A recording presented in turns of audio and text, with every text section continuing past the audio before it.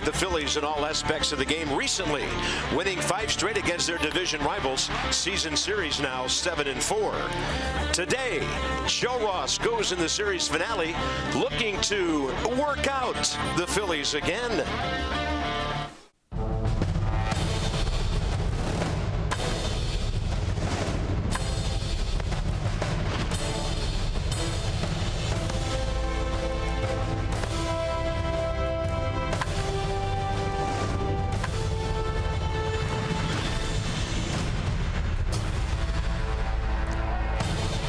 Welcome to Nationals Park, a beautiful day for a baseball game. The Phillies in town. Nats trying to sweep the Phils, but a very difficult day in the life of our country. The flags are at half-mast in D.C. atop the White House, the Capitol, and of course here at Nationals Park. Bob and FP, welcome to the ballpark.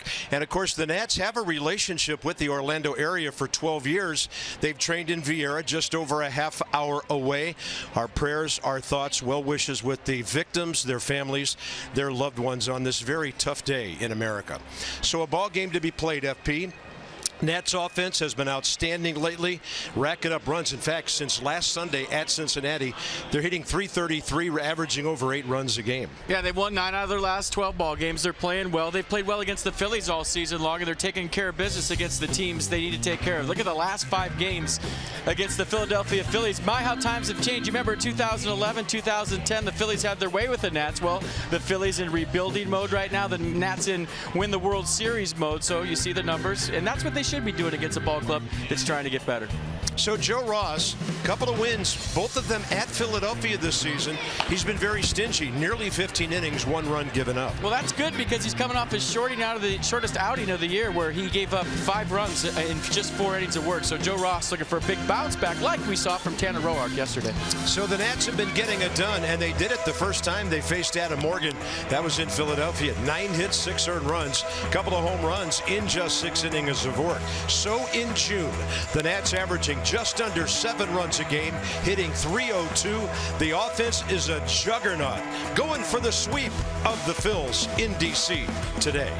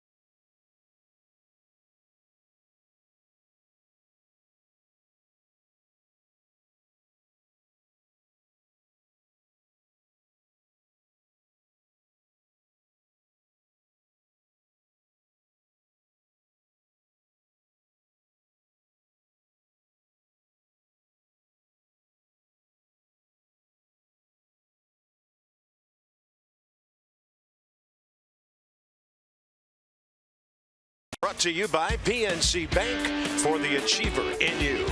By Navy Federal Credit Union, proudly serving the armed forces and their families for over 80 years. Federally insured by NCUA. By Eastern Lexus. Some things are simply impossible to ignore.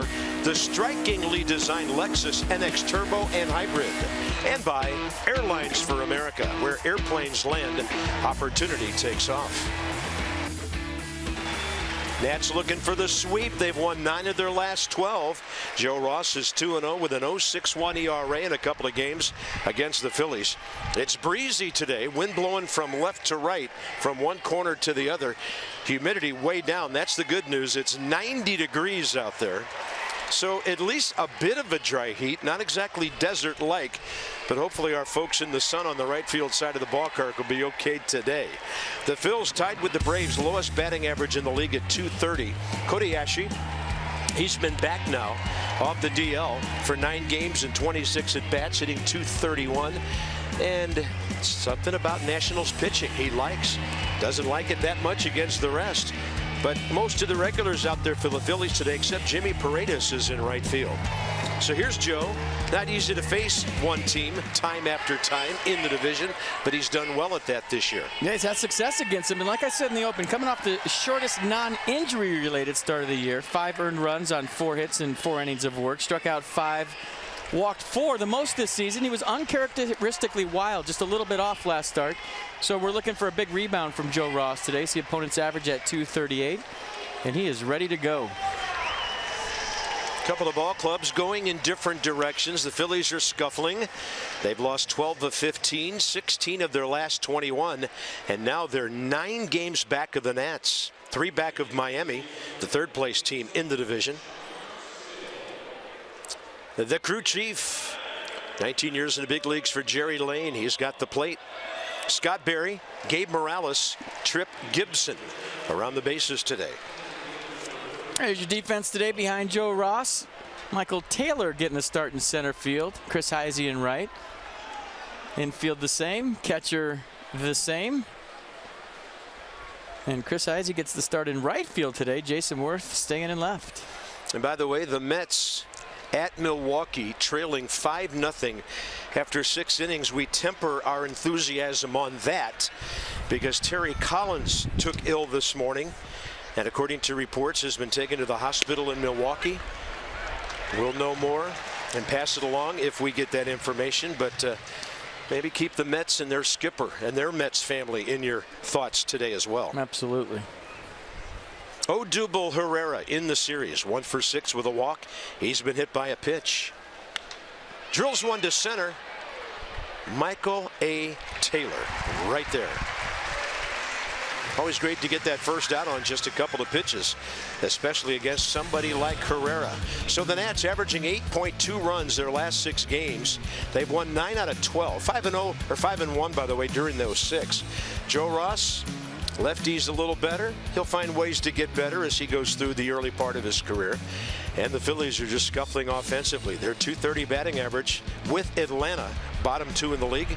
Only the Braves have scored fewer runs and hit fewer home runs. Next up for Pete Mackanin. All those ones below, Pirates, Reds, even Phillies, those were interim jobs. This is his first gig full time. Ball drilled off to the left by his shortstop, Freddie Galvis. 227 overall. 1 for 6 with a walk against Joe Ross. The only Philly in the lineup today that has more than 2 hits in this series is their cleanup man, Tommy Joseph. Off speed for the swing and miss.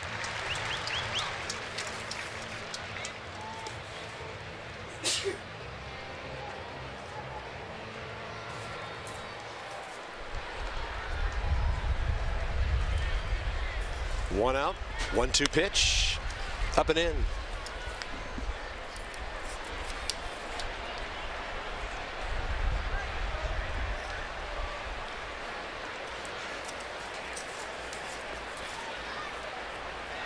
Middle infielders, they step onto the outfield grass, both of them. Now Espinosa comes walking forward a bit on a ground ball foul. Well, while it was a short outing, just 4 innings for Joe Ross last start, he did throw 91 pitches. Very rough start against the White Sox, just could not find the plate. The Nats got him off the hook, winning 10-5, coming from 2-0 and 5-2 behind. Swinging a foul tip, and it escapes the mid of Wilson Ramos. You know, in a game like that, you're looking, how did he finish things off? Well, he had 65 pitches in 2 innings, which is unbelievable, but he retired his last 7 batters. Try to take that into today's performance. Always a positive in there. And your team won the ball game. 2-2 with 1 out, target away. But, you know, the Nats have shown a lot of resiliency coming back from early deficits. That's not a thing you want to make a habit of, especially when you're playing the upper echelon teams and the better bullpens in the league. You mean like starting tomorrow? That's where I'm going with that. Yeah, absolutely. Don't want to make a habit of that because, you know, when you got the guys that throw 99, 100, and some of those bullpens throughout the league, it's going to be tough to come back from 5 runs. Not that they can't do it. You just don't want to make that a habit. And the Nats fell way behind in the first 2 games at Chicago, so they owe the Cubbies a couple. They're coming in tomorrow night. There's another foul and a really good battle here by Freddie Galvis. The Nats by 3.5 over the Mets, who are way behind today. And then the Marlins in there.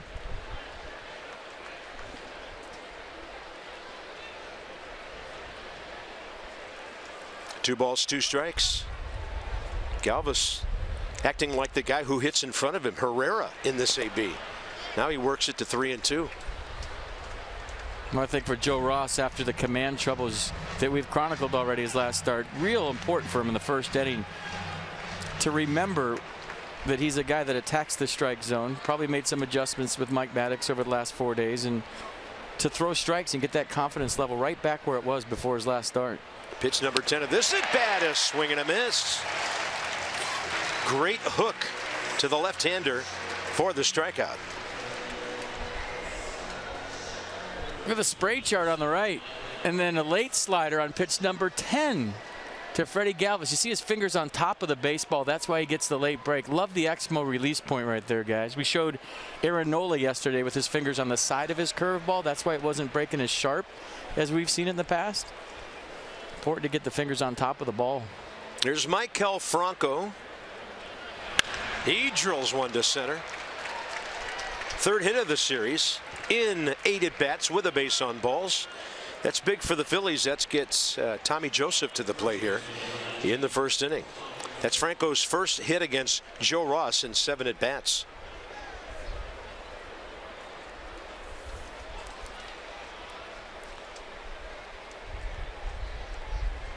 So here's Tommy Joseph, the 24-year-old first baseman from Phoenix. 6+ years in the minors with the Giants and the Phillies.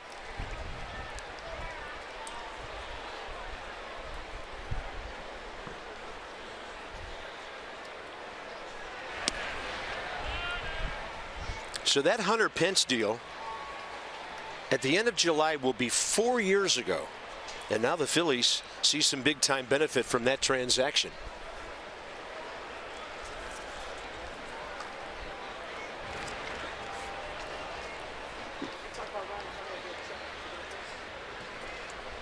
Target in.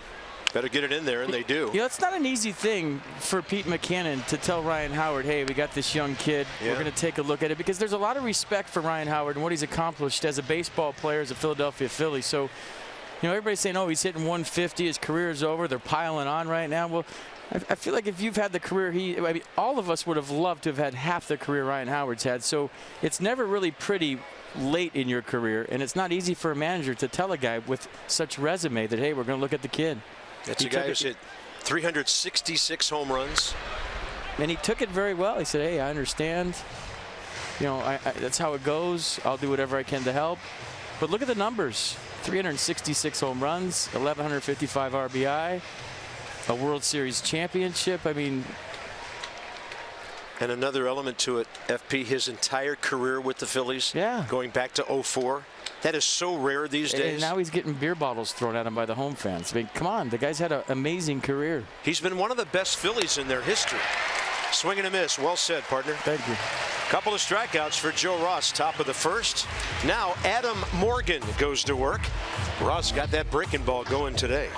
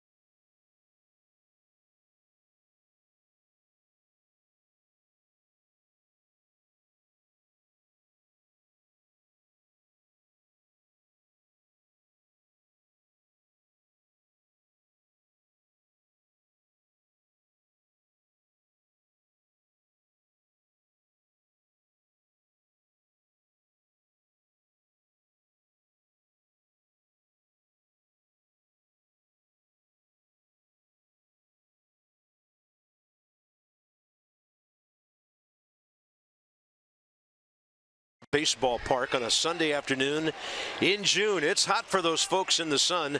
The Nats up to 251 team batting average, 7th in the league, 5th in runs, 1st in home runs. Jason Worth right in the middle of everything. Last 10 games over 320, slugging, driving in runs, hitting a few homers, scoring a lot. And Jason Worth's batting average for the season now is just 1 click under 240. This is Adam Morgan, 26-year-old lefty. He'll face the Nats, and a lot of righties in the lineup today. Yeah, as a 6-4 loser, his last start on the 6 against the Cubs, gave up 3 runs on 8 hits over 6 innings of work. The Nats got him for 6 runs on 9 hits June 1st at Philadelphia. And get this, he's lost his last 5 starts with an 8.42 ERA, 37 hits in 25 2/3 innings. And we'll see how he handles this. Career record 6-12. Stay cool. 24th career start. Here's Michael A. Taylor, who's had a good series.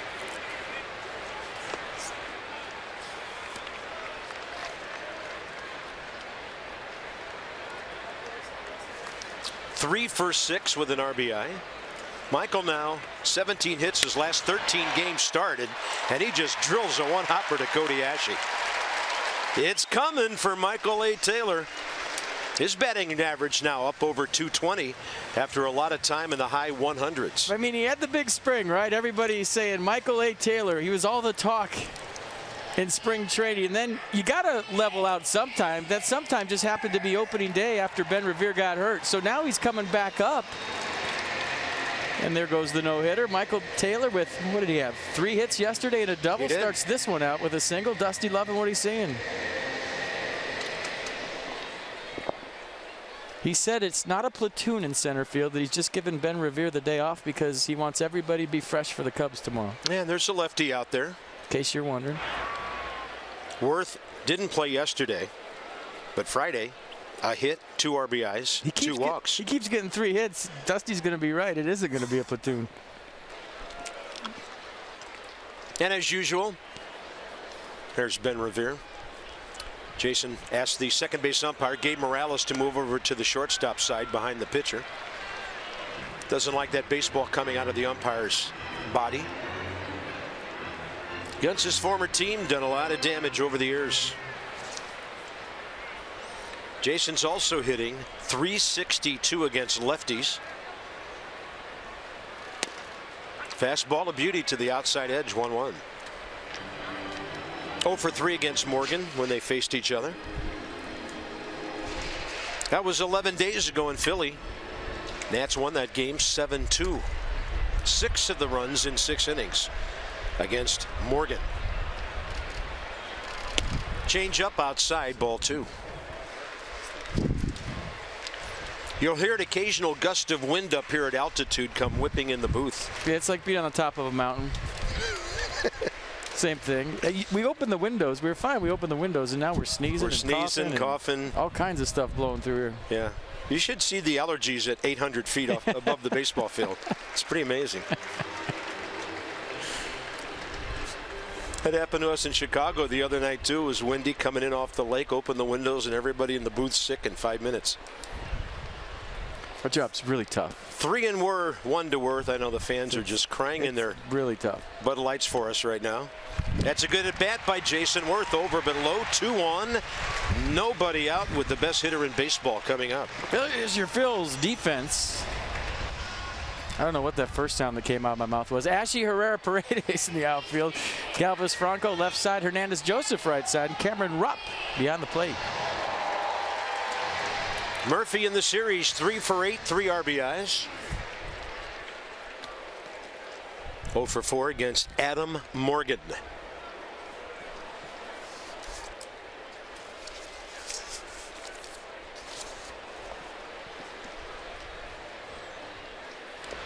The ball skips in the dirt. Murph puts up the stop sign for the runner Taylor at second. At this very moment, there's 2 ball clubs thinking the exact same thing. That's here we go again. On opposite sides of the ledger. Exactly. Nats against the Phillies in this series, 17 runs on 24 hits.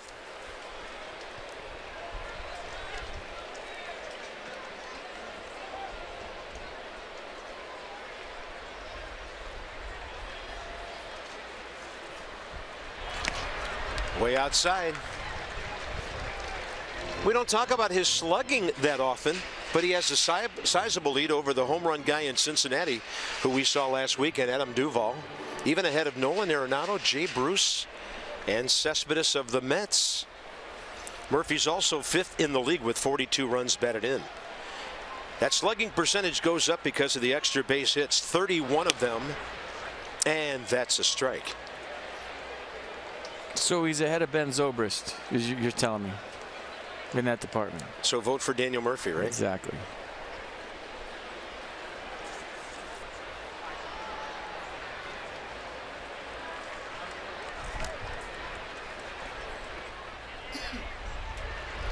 Three and one.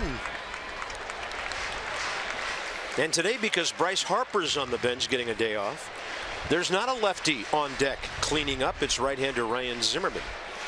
He, like Worth, had the day off yesterday.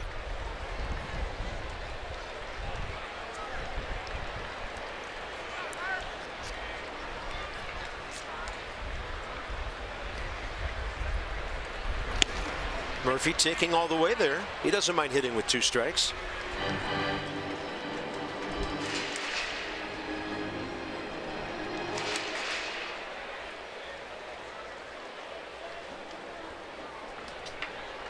A lot of damage in counts like this. 8 of his last 14 hits, extra bases, 86 hits. Number 2 in baseball. Xander Bogaerts of Boston has gone crazy lately. He has 92 hits. Jose Altuve and Daniel Murphy, 86. I don't think Dusty will put the runners in motion here with nobody out. We'll see. Left-handed hitter up, clear throwing lane. Murphy does put it in play. They're holding. Ball 4. Bases loaded. Yeah, don't run yourself out of an inning against a guy who's having a hard time commanding the strike zone. No need. Plus, with nobody out, you start both runners. A line drive's a triple play. Bob McClure out for an early visit.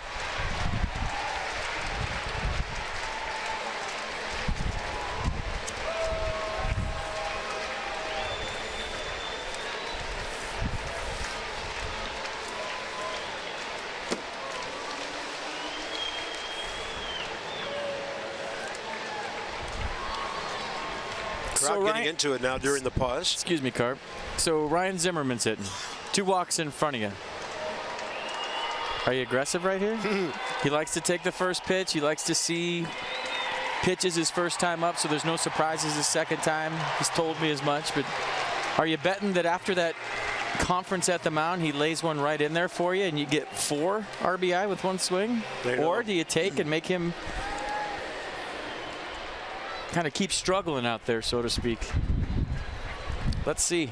Yeah, this is a fascinating pitch to keep an eye on if it's a strike. It is. The easy way out's an automatic take, and it's probably the smart thing to do. The gambler would swing. He does, and he didn't get a fastball.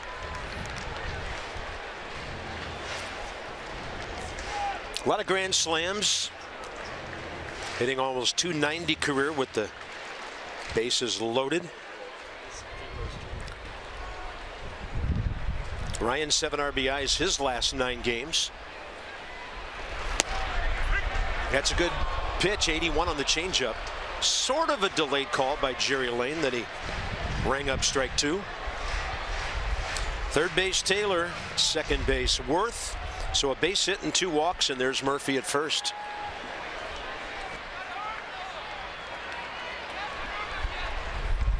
Now the battle begins.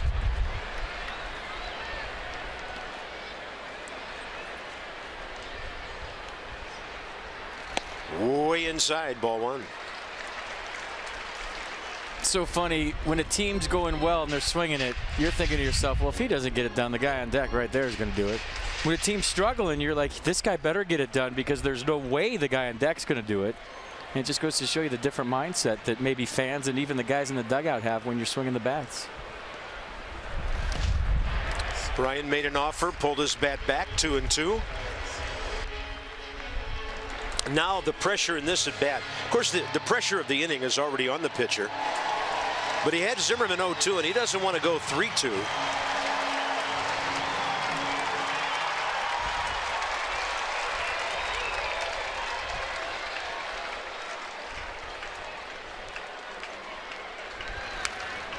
Ryan got a piece of that breaking ball that was sitting up a bit.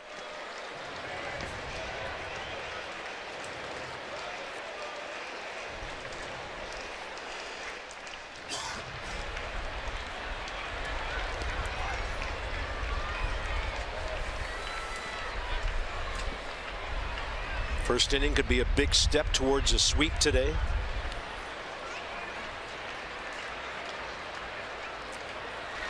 Two-two, and it was close enough for Ryan to be hacking.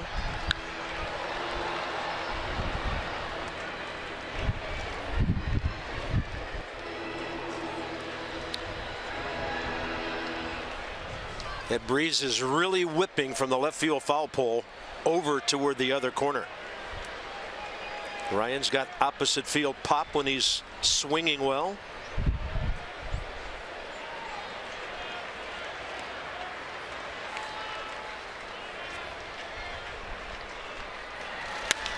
And a fly ball the other way. Now the wind's going to take this some and push Paredes all the way to the track. 3 runners trying to move up, and they all 3 do. Good base running by Daniel Murphy at first, and Jason Worth over to third. 1-0 Nationals.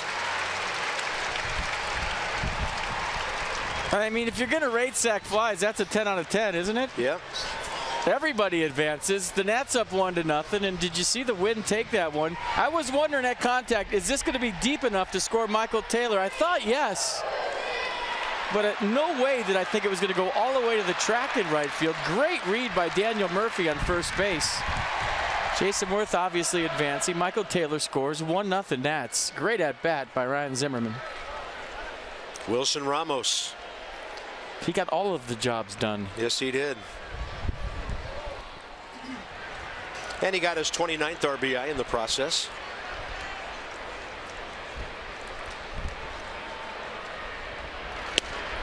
Wilson takes one in there. He's 3 for 3 with a home run and 4 RBIs against Adam Morgan.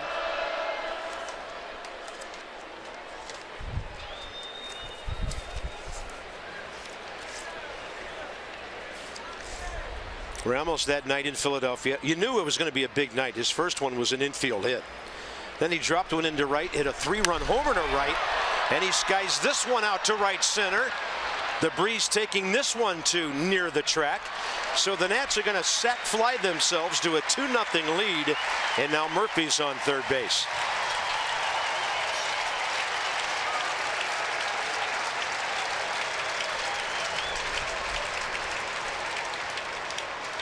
Wilson Ramos, you see the exhale right there, knows that he just missed a 3-run shot.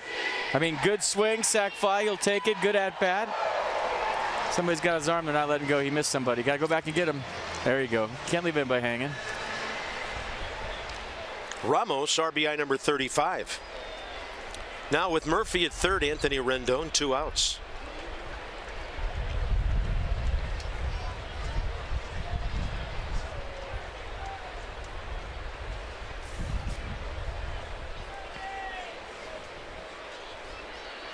Boy, this is a day if you're Jason Worth, Michael Taylor, and Chris Heisey. You just saw those last 2 fly balls. You got to keep your feet moving in the outfield. The wind is whipping. It's taking the ball with it. Sometimes it's real breezy. Sometimes it's not. So can't get stationary out there. You got to keep moving.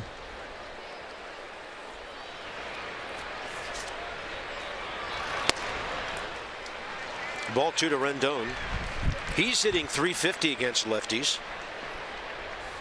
And in the series, 1 for 4, 2 RBIs.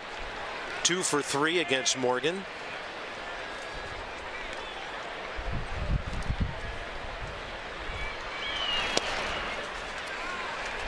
Yes, absolutely, without a doubt. If you get a strike, let it rip.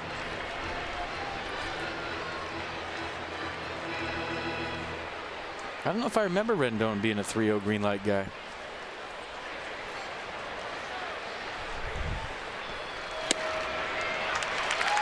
Another base runner. A single, 3 walks now around 2 sacrifice flies.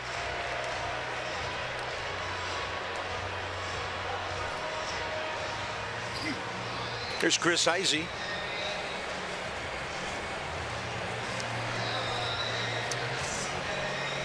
Heisey led off that night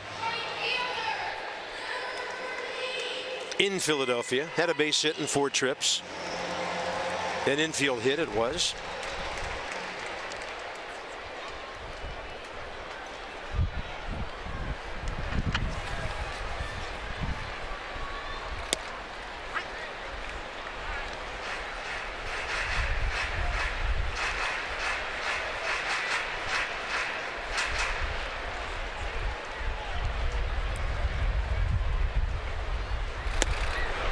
He made an interesting comment to me last night after the game. I congratulated him on his first pinch hit this year. That was not a home run. He said, I've been trying to hit singles. Thus, the home runs come, right? Just trying to make contact, put a good swing on the ball. 3 home runs and then a single yesterday. I remember the post-game interview after his walk-off home run, that long game against the Twins, when he said, I took a real big swing and missed my first swing. I said, hey, don't swing. You're over-swinging. Relax. He takes a big swing there and hooks it out of the ballpark foul. And he shortened up his swing. And what did he do? He hit a home run, walked the Twins off. So in that one swing is what he was telling you, Carp. You try to hit home runs, sometimes you slow yourself down. You get too big.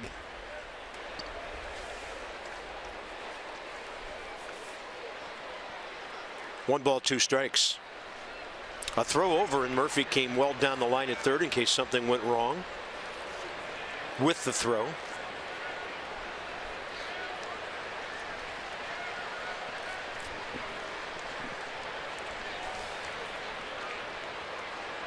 A lot of room up the middle to the left of the second base bag. That pitch blown away. 2 balls, 2 strikes. Freddie Galvis really playing Heisey to pull.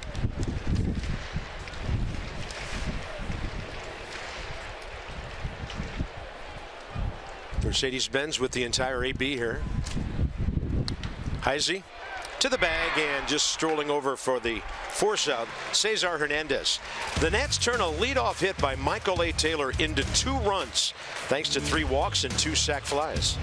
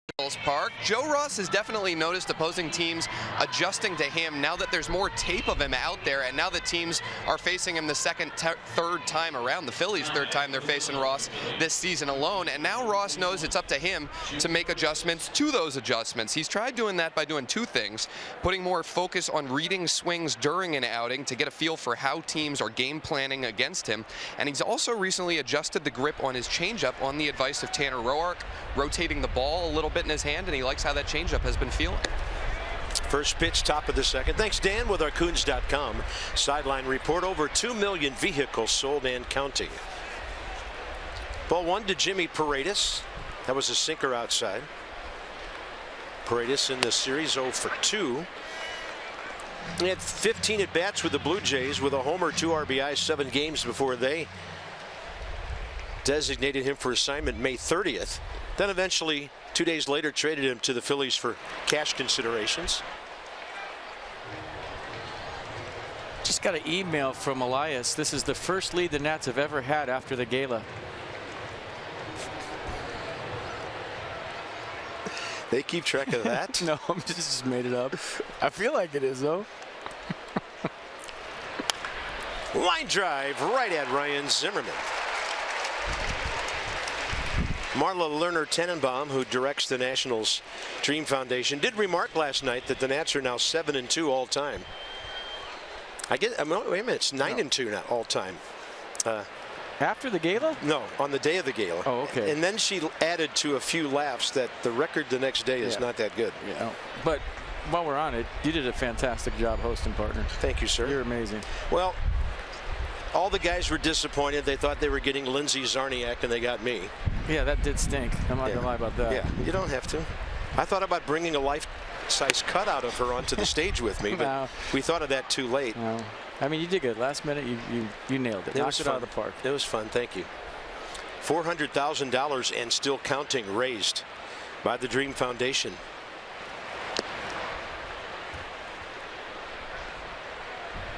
All the guys were there. Ryan Zimmerman got a pass because of the expansion of the Zimmerman roster. He had the whole day off. Good for him. He deserves it. Yeah. Right where they had him played, Murphy up the middle with a nifty one-handed scoop on a Cameron Rupp. Hot ground ball, 2 outs. Nats are doing it to the Phils right now. 5 in a row. Been a while since we've seen those Astros. 7 straight against the Braves this year, and then 5 in a row against the Twins. It goes way back. Cody Ashe with 2 outs in the series, 2 for 7 with a walk and an RBI. By the way, the Mets have picked up some runs, 5-3 late innings at Milwaukee. They are behind.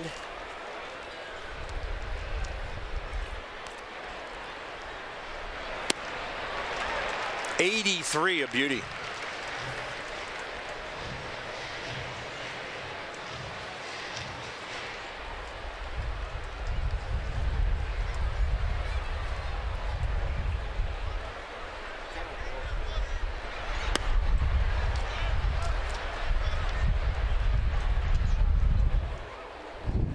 Joe Ross, 25th career start.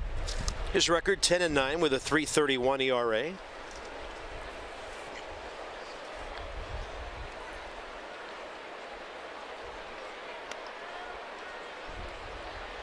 Ball 3. Didn't miss by much. Yeah, I was waiting for the right arm to come up from Jerry Lane. Never did.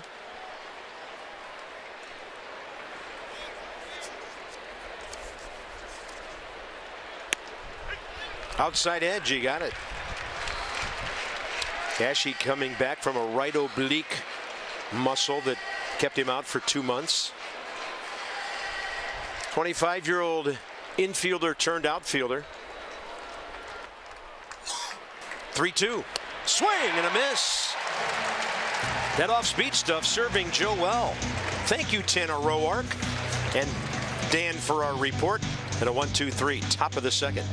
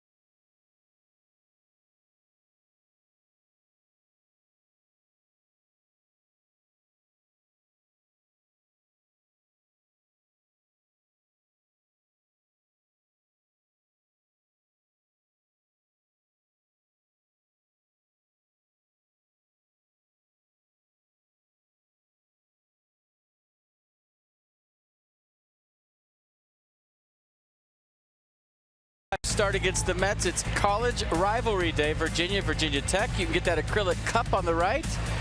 A special ticket is required. Go to nationals.com/college rivalry day. Gonna be a fun night at the R. Was last year. Inside the Numbers brought to you by Jeep. Long Beach State, and there's one of the dirtbags. Danny Espinosa stepping it. They call themselves that, okay? FP's alma mater, the U. ASU, South Carolina, where Bryce Harper's brother played. Espinosa, deep left center. See you later. It's another one for Long Beach State and for the Nats.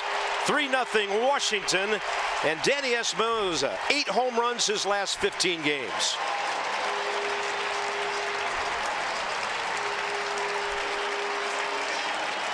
Show's really on tape delay, folks. We just stuck that in there. Edit it, put the Collins graphic up, let the Long Beach State dirtbag go deep on cue.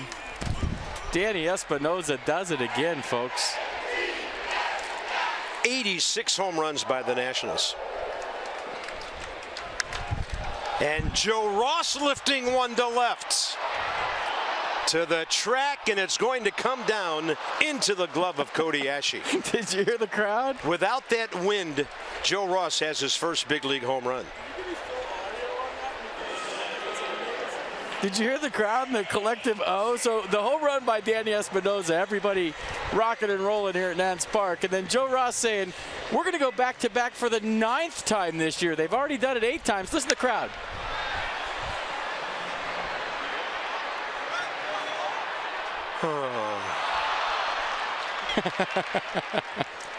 I mean, he hit that ball a ton. He did. Right into the teeth of the wind with a towering fly ball. Yeah, I think Danny hit his below the wind, a low line drive, kind of used the, what is it called now? The brew house out there for cover. Yeah. Well, the guys are swinging at Taylor, a hot shot to short. Galvis throws him out, 2 down. Here's Danny. Look at that big leg kick. Looks like he got a fastball away. Can't tell you how many home runs Danny's hit this year. I want to say almost all of them on fastballs away that he's pulled. And he used the protection of that Bud Light loft in left center field. The wind had nothing to do with it. 106 miles an hour, 419 feet for his 11th home run of the year. Third from the right side of the plate. He's got such a level swing from that side, it appears. We have a bag. Yeah, we have a wrapper or something blowing between the mound and home plate. So Adam Morgan and Jason Worth waited for it to blow to the backstop. Worth walked first time up. You know, if Ross had gone deep there, how many times you think 8 and 9 hitters in the National League, with the second being a pitcher, have ever gone deep? Yeah. That would be rare indeed. And who has an 8th hitter that has 11 home runs in baseball? Exactly. Danny's going to surpass his total of last year before we know it. Espinosa, 13 homers, 37 RBIs last year. Now he has 11 and 26.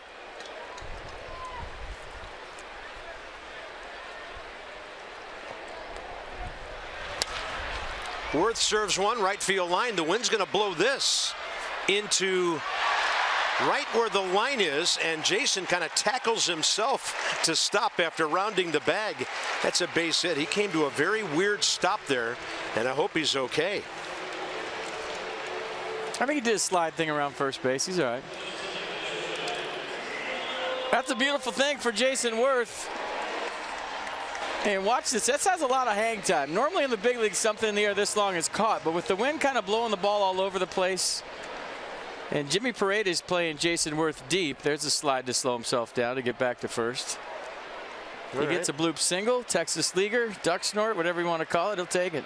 3 hits for the Nats. Here's Murphy. He walked first time.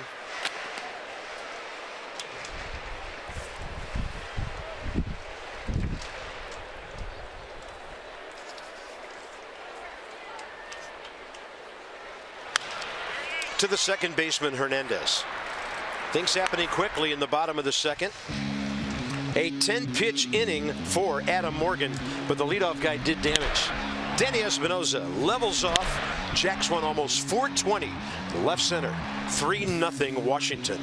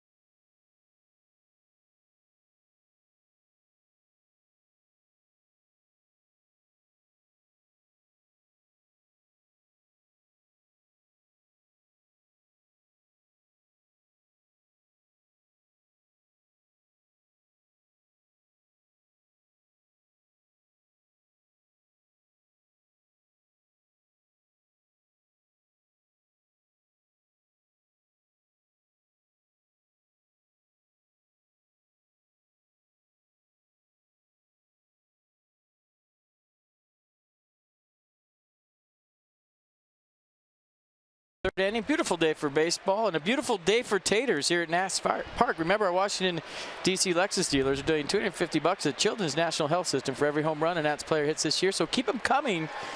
It's for a wonderful cause. Lexus, the pursuit of perfection. Top of the third. Joe Ross, one pitch, one grounder. Murphy to Zimmerman, and that's it for Cesar Hernandez. So 5 in a row since the Michael Franco base hit, and the pitcher is coming up, Adam Morgan, who's 0 for 13.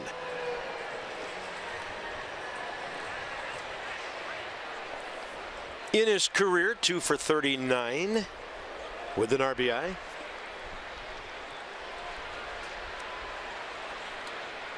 Boy, good news for the Nats right now.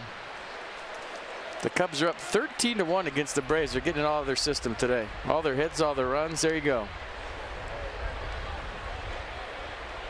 13-1. It's going to be some kind of series, folks. If you don't have tickets, get online at nationals.com right now. Cubbies Monday and Tuesday 7 o'clock. Another 4 o'clock game on Wednesday, getaway day. That'll be your last chance to see the Nats for another almost 2 weeks after that, as we're back on the road again. Well, Nats Park could be the center of the baseball world this week. 2 best records in baseball going at it. Everyone going to be here. It's going to be a playoff atmosphere. A lot of media, a lot of nationally televised games. We'll be here. Yeah, we're not going anywhere. People always freak out when the game's on ESPN. They say, "Are you guys on?" Yeah, we're still on. When the game's on ESPN, we're still here. Yeah, they only have exclusivity on Sunday nights. MLB Network, I think, is doing the game on Tuesday. We'll still be here. We're on. We're all about hometown flavor here. 3-2. Adam Morgan from Marietta, Georgia. Went to Alabama. Phillies third rounder 5 years ago. 3-2 with 1 out. Right down the middle. Strikeout number 4. First time around, Philadelphia goes 1 for 9 against Joe Ross with a Michael Franco single. Oh, run back to that fastball. It looked like Adam Morgan didn't like the call, but Pitch Track said it was right down the middle. Yep. Almost pulled it right to the center.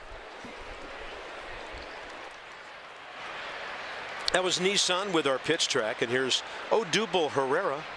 Lined out hard to Taylor, first time up. And he brings that one in from outside. Good command by Joe today on the heels of that crazy outing in Chicago the other night when he just couldn't find home plate for the first 2 innings.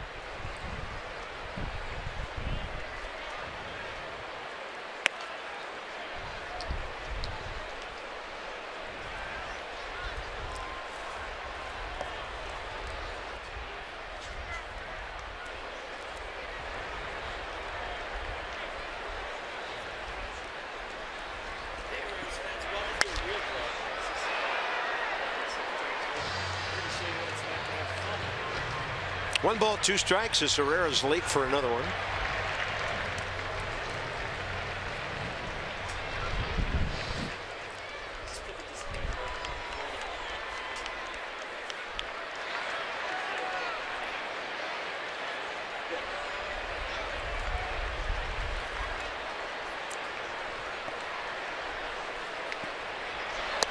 And Ross, 83-85. He's got the Phillies befuddled with his off-speed stuff. 7 in a row. Little blueberry on the snow cone this afternoon. Get all over that one, buddy.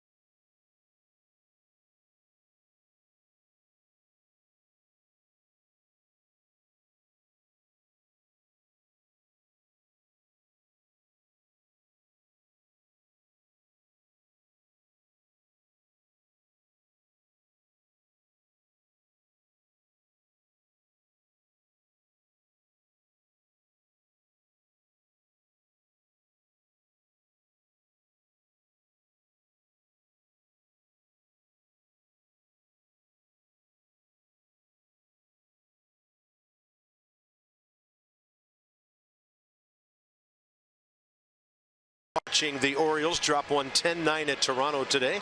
We welcome you to Nationals Park. Washington 3, Philadelphia nothing after 2.5. So let's check in on some numbers by PNC. Hitting by month. The runs per game is up. The batting average up. On base slugging, you name it. So welcome to our audience on Masson 2. Orioles losing a slugfest at Toronto 10-9 today. We've had a couple of those in this ballpark this weekend. Nats lead this one 3-0. Ryan Zimmerman leads off. Bottom of the 3rd. Hits it well. Right field foul pole and about maybe 15 feet to the right. Got the right idea. That's where the ball's traveling today, to right field. Well, that's where he hit his sac fly that got the Nats going after a base hit and 2 walks in the first. Scored their second run when Ramos followed with a sac fly to center. All right, souvenir. And Zimmerman a 2-hopper to the charging Freddie Galvis at short. Nationals got their run in the second. Leadoff man Danny Espinosa batting in the 8th spot today, and right-handed home run to left center. Ladies, it's all about you. June 30th is the Nats celebrate Ladies Night. Reds will be in town, 7:05 start. All kinds of fun stuff before the game. You get that infinity scarf before the Nats take on the Reds at 7:05. To purchase your special ticket, visit nationals.com/Ladies Night. I don't think I could have said that any more creepier. Ladies Night. I just did. Ramos now in 1 game plus 1 at bat, has 5 RBIs against the left-hander Adam Morgan. Boy, he's swing. I don't ever remember seeing Wilson Ramos this locked in. I mean, his feet are so slow. His front side staying close to the last second. His head's perfectly still. He's always been a good hitter, but taking it to the next level right now. The relaxation, the tension-free swing. Yeah, been impressive. Fair ball right by the bag. Franco got him on one like that earlier in the series. And he throws out Wilson Ramos. That was reminiscent of a second inning play here on Friday night. Yeah, took a double away from the Buffalo. Just off the end. Still got enough of it where you're thinking that's going to get by Franco, but he goes to the backhand, just gets it in the web of his glove, and knows he has a lot of time to throw out Wilson. Nice play. Both of those grounders he hit to Franco right over the bag.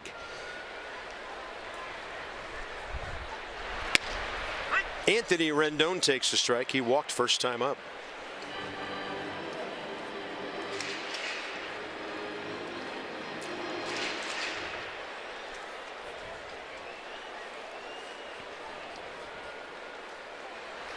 I think with Maikel Franco, if you're Pete Mackanin, you have to like what you've seen, but you know, strike zone awareness,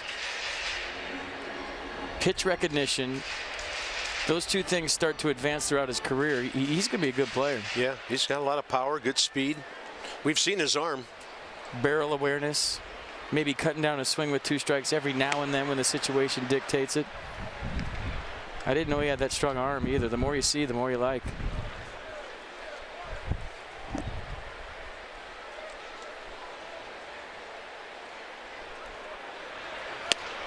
Strike 3 call. Rendon frozen on an Adam Morgan fastball that runs to the outside edge. To the middle innings we go. That was a 9-pitch inning, but the Nats lead 3-0.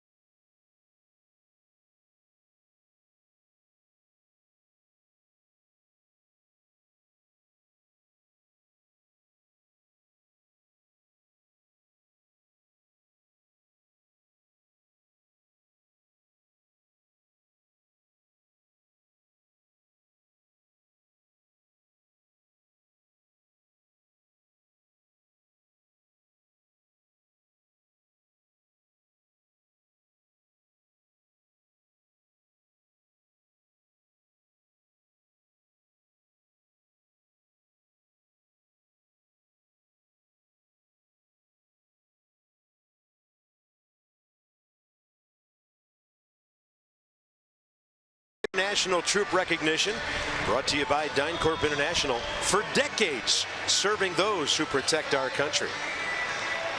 Yes, sir, Danny Espinoza. Flags at half-mast today after the horrible tragedy in Orlando, Florida last evening.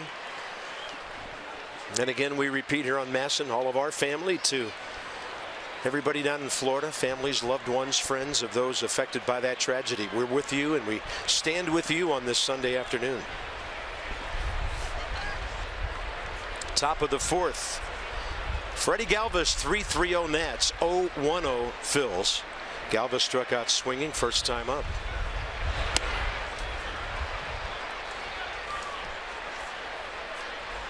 The Mets have a runner aboard with 2 outs in the top of the 9th at Milwaukee, trailing 5-3.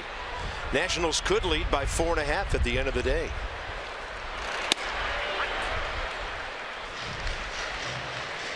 Ross, by the way, first 3 innings, 41 pitches, 27 strikes.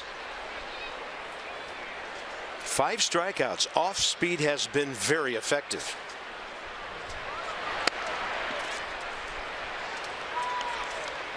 A little early to be talking about a season high in strikeouts, but May 5th at Chicago, 9 Cubs went down.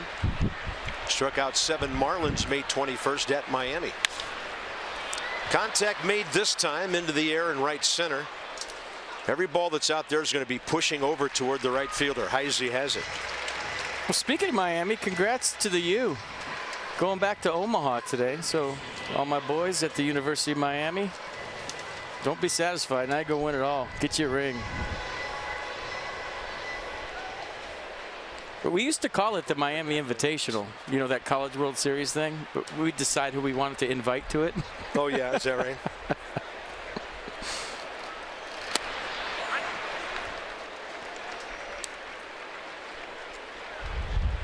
Well, if you've never been to Omaha, it's a lot of fun. My one time there was with a rookie TV analyst by the name of Ray Knight. Hot shot, third base, Rendon wrestling that ball. What a good play. It is the hot corner, 2 outs. Well, it's not often you see ground balls with hook to them, but I think that ground ball had a little hook to it. Watch how Anthony Rendon kind of gets caught in between a backhand and a forehand. Probably didn't have time to backhand it. It was hit so hard. Watch this. Does this have hook spin to it? Yeah, see how it's kind of chasing him toward the line? What an athletic play by Anthony Rendon. That was a really difficult play that he made look super easy. Really difficult. Watch this. That ball's hooking. Yeah. It's almost like a cut fastball. It's chasing his right leg and didn't have time to backhand. On the second replay, it looked to me like it hit the very end of the grass and then stayed down. Boy, is he quick. The Nats still only 22 errors, knocking on Formica here in 63 ball games. What a good comfort to the pitchers. They know if they keep it close, their teammates will get them runs. Their defense will not betray them, and that makes jobs easier for starters on a staff that has a 3.22 ERA. Tommy Joseph struck out swinging first time. Target in from Ramos. That was way off the plate, and Joseph was still ripping. A lot like a foul ball he hit in the first inning. Chasing Corey Seager of the Dodgers, who the Nats will see in just over a week.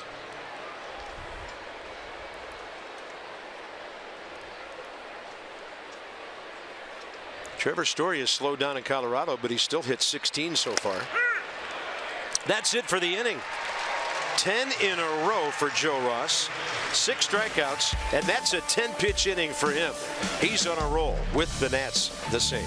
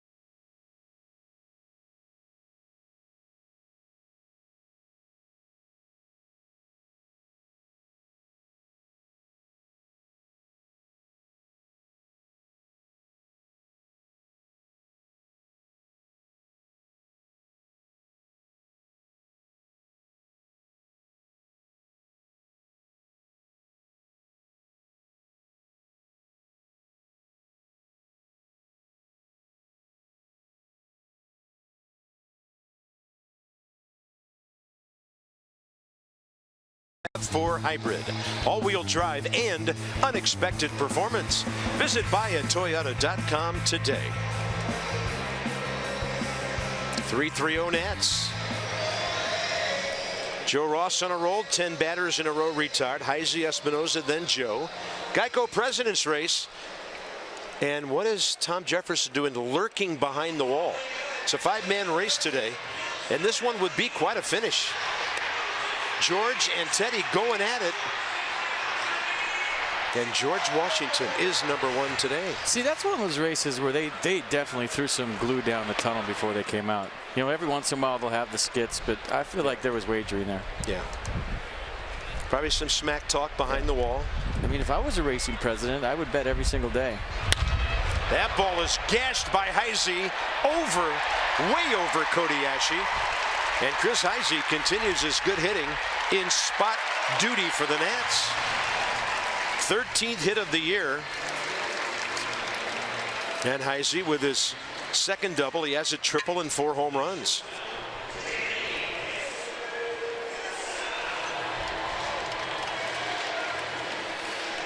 Well, I think Stephen Drew called them the Wolfpack yesterday after the game. The nickname they've given themselves, the bench. And find me a bench that's been better in baseball than Dusty Baker's bunch. Chris Heisey getting her done again. Doesn't matter who Dusty puts in, they're getting the job done.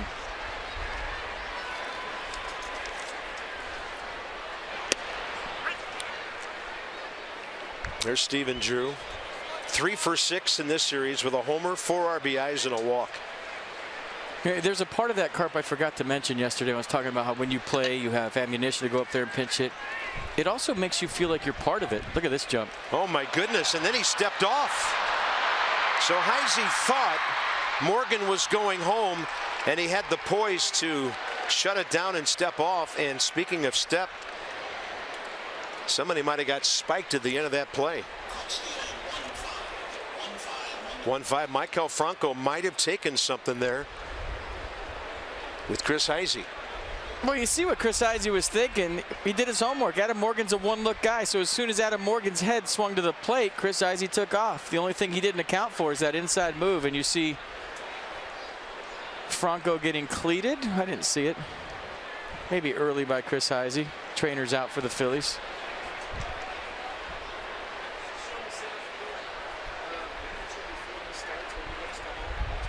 So 1-5 on the caught stealing. Early though, before he takes off, a couple kicks early, as soon as he's heading through. So there's certain guys, Carp, when you're on second, they're one-lookers, they're two-lookers. Sometimes they get into rhythms. And you look at the scouting report, and you look at Adam Morgan, it says he's a one-looker. So watch. I'm Chris Heisey on second base. I did my scouting report.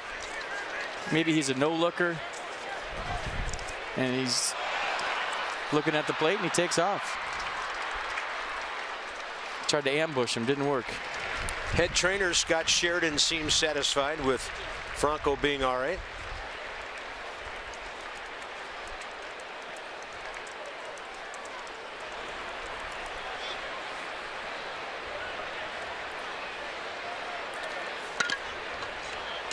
No balls, 1 strike to Danny Espinosa.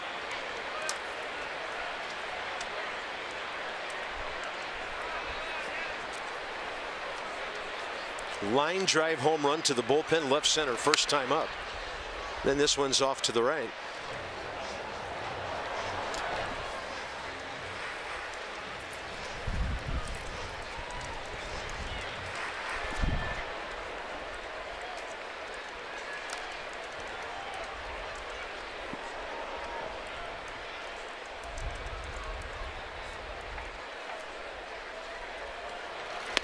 Swing and a miss on a breaking ball, diving down and in.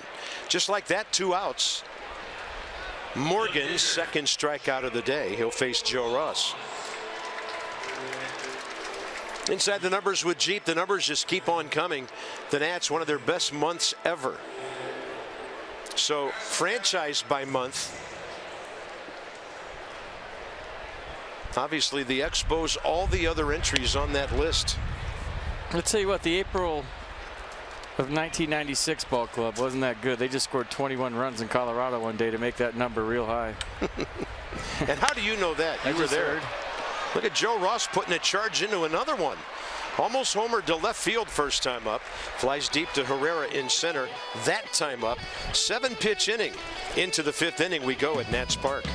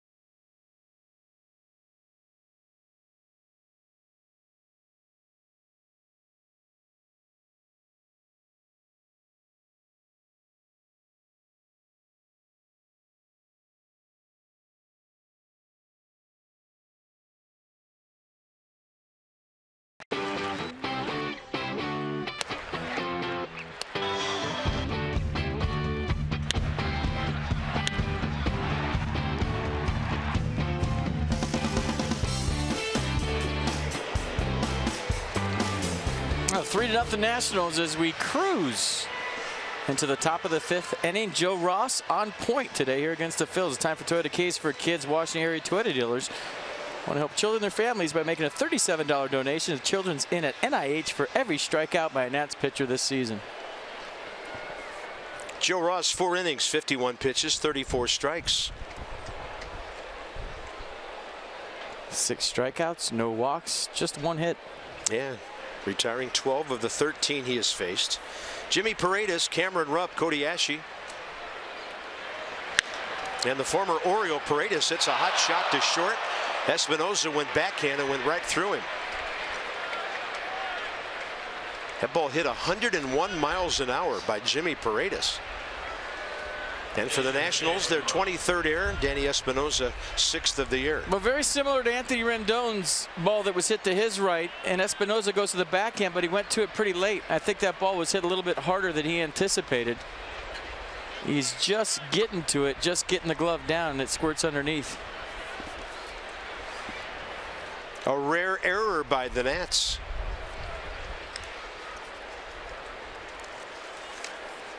Next fewest in the league, 29 by the Giants and Dodgers. Cameron Rupp, the catcher. Good time of the day to have the lead as the shadows come creeping from the third base side. Shadows creep. That's what they do. I mean, there's nothing else. There's no other way to explain it, right? Yeah, every time you look at them, they're in a different spot, but you can't see it move. They can only creep. They're very one-dimensional shadows. There's a big breaking ball. Joe Ross has had that going on today. That slider has been deadly.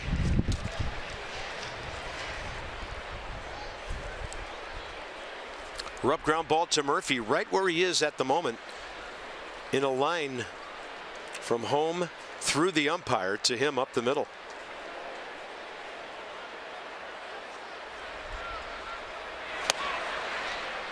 Mets lost their game at Milwaukee 5-3.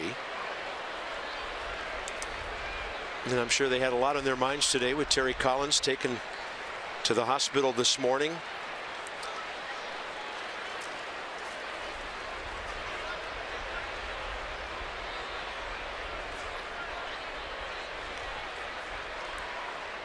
Two balls, one strike.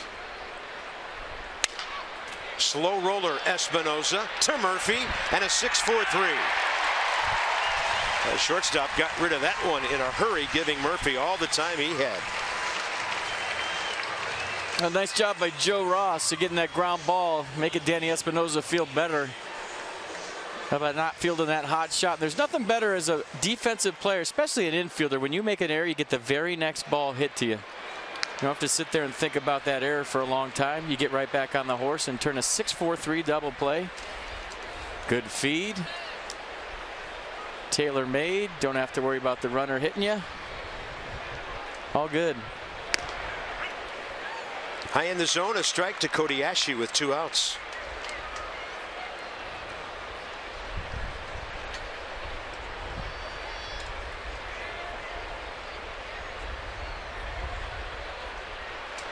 According to the Mets, and this was passed along to us by Dan, Terry Collins will remain at the hospital in Milwaukee for tests and observations. So we wish our very best to one of the skippers in our division who we have a ton of respect for, Terry Collins. And a ball slicing to the left field corner. Getting out there deep, and it leaves the ballpark. Kobayashi goes opposite field for his first of the year. Took some of the Philly fans here a while to realize that was a home run as it disappeared into the shadows. 3-1 ball game.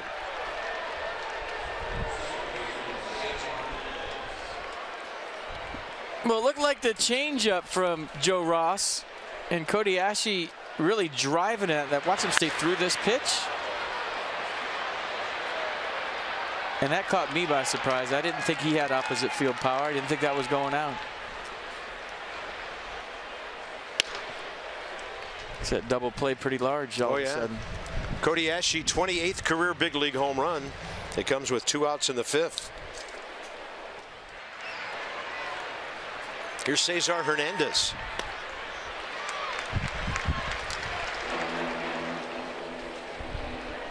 Yeah, who would have guessed an opposite field homer into the left field corner from where that wind is coming? The garage blocked it. Swing and a miss. Ross bounces back with his 7th strikeout of the day. Top of the order for the Nationals in the 5th. Michael A. Taylor on the way. 3-1 game.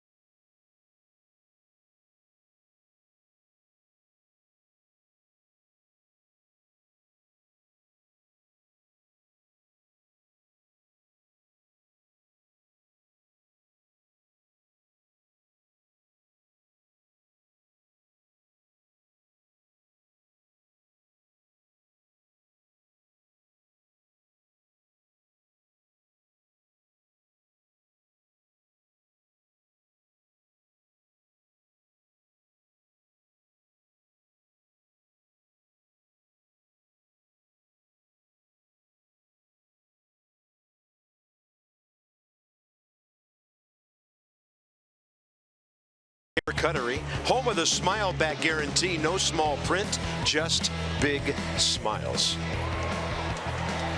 And a little dancing to go with it. Could use a few smiles today, right? Yeah. Tough day.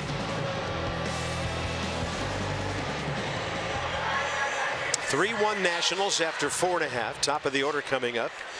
It's time for the proverbial add-on inning here.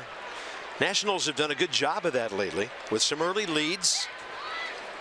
Michael A. Taylor's hit the ball sharply twice, 1 for 2, clean single to left, and then a hot shot to Freddie Galvis.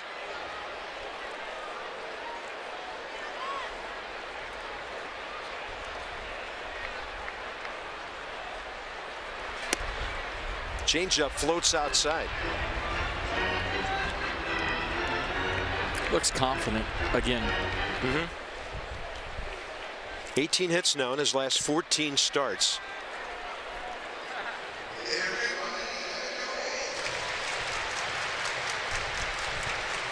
For Michael A. Taylor in this series, 4 for 8 now.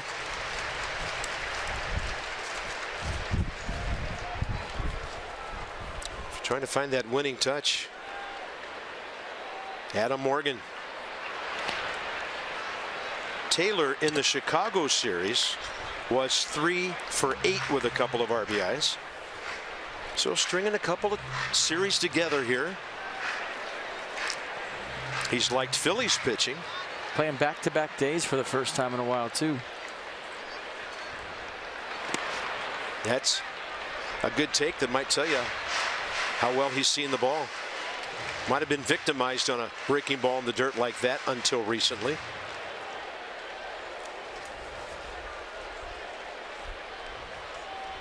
So a payoff pitch.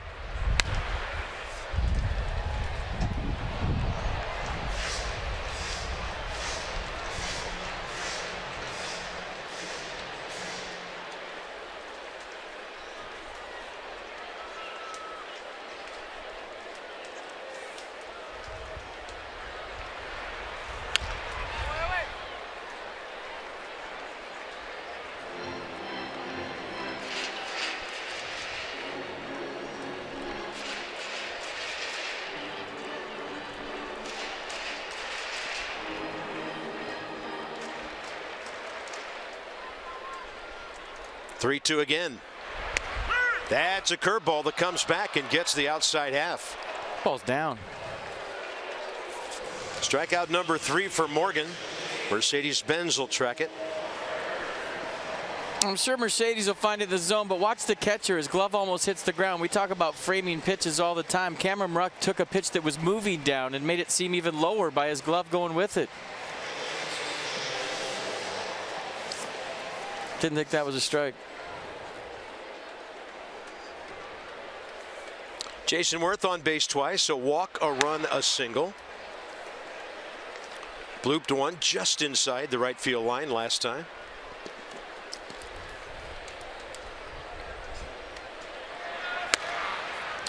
Morgan working really quickly now. He's only given up one hit to the last 9 batters.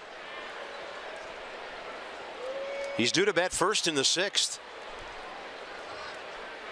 Nats have wrecked the Phillies bullpen around a little bit, so he keeps this up. He'll be in the game for a while. Joe Ross in a position to pitch deep today. 62 pitches, 5 innings. Heads up 3-0 green light. Borderline strike. That's not the one you want.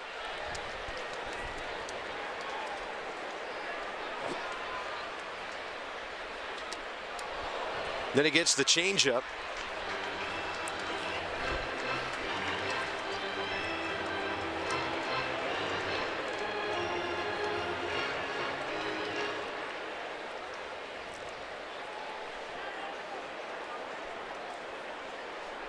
Everything away.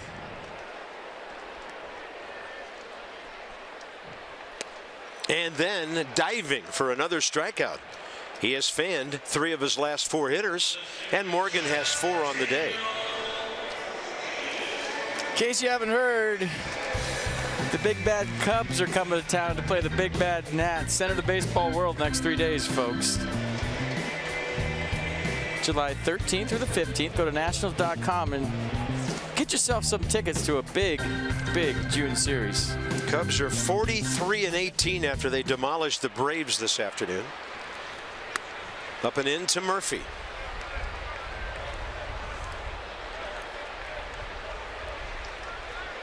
Braves got a late safety, 13-2 final.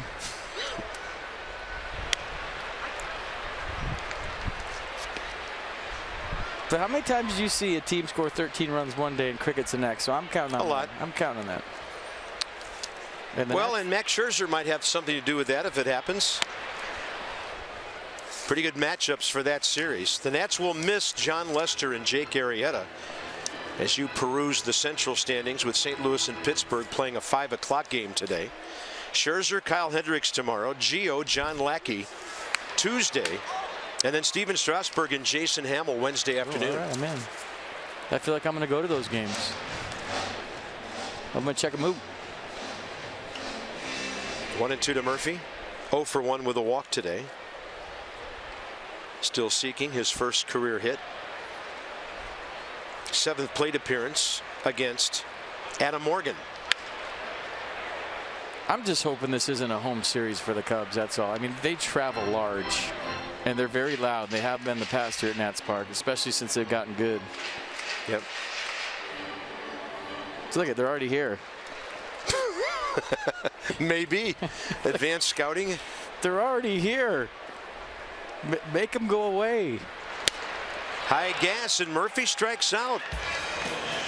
So Morgan strikes out the side, trying to contribute to a momentum switch. Nats still lead by 2.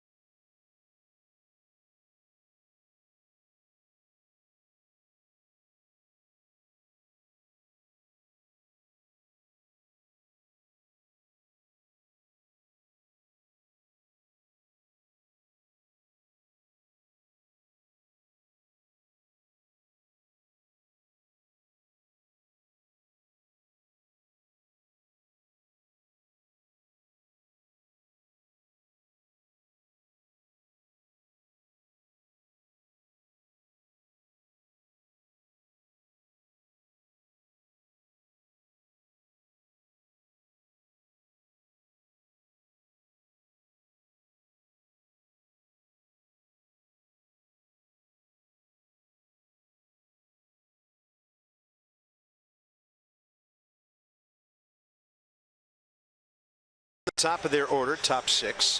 When you have insight, you know how to handle your finances with confidence. It's all brought to you by PNC Bank. For the achiever in you, 22-year-old Trey Turner, 56 games now at the AAA level, still over 300. On base percentage, right around 370. He was 17 for 17 in steals. Now he's added a couple more. And in one day with the Nats, a week ago Friday, 3 for 3 with a walk in Cincinnati. It's like giving somebody the keys to Ferrari and let them drive it around the block, and that's it. Give the keys back. Ferrari's done. Yeah, back to your Studebaker. Here's Adam Morgan, who struck out looking first time. Joe Ross misses low and away with his 63rd pitch.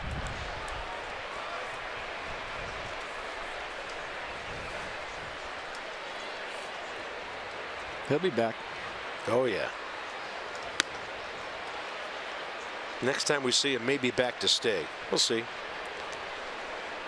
Great to have such talent in the organization. Lucas Giolito had a really nice week on the mound. Ross went to 3-2 on Morgan first time. Now it's 2-1. Seems like Jerry Lane will work with you today if you're close.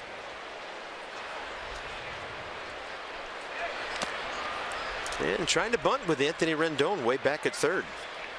Phillies box score, a base hit up the middle. Michael Franco, first inning.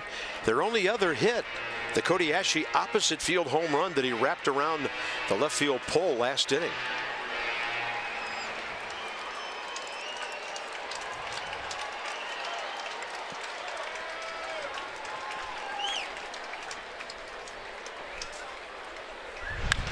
That ball's well hit to right center. It's going to plug the gap to the scoreboard where Taylor picks it up. And Adam Morgan, at least to the pull side, the best Phillies swing of the day.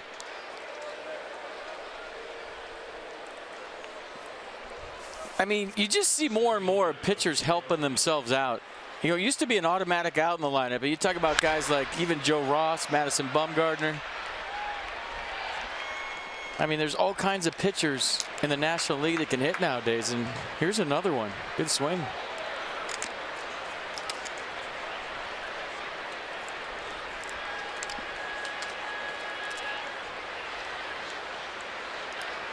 Runner in scoring position, nobody out. Odubel Herrera is next. And he drills one to the left center, or rather left field corner. So Morgan will score easily. Herrera into second base, and just like that, the Phillies are back in the game. 3-2 now. Herrera only his second hit in 9 at-bats this series. Yeah, elevated sinker from Joe Ross. Probably belt high, middle away with a little movement right onto the barrel. And so, did he think he had a home run? He just stood there for a while. Well, that's a big bat flip on a double. I'm sure that got a lot of attention in the first base dugout. Might have to show me that one again. I was wondering why he stood there. Never had the elevation to get out of the ballpark. I know he got hit yesterday. I don't know if that had anything to do with it, but and it was a double either way, so he didn't sacrifice a base by the bat flip, but that was something that will get the other team's attention every single time and twice on Sunday.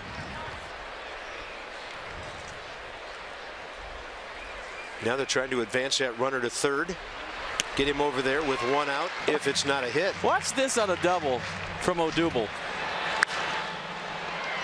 Wow, I mean, that's a grand slam, game-winning, walk-off home run bat flip on a double. You be the judge.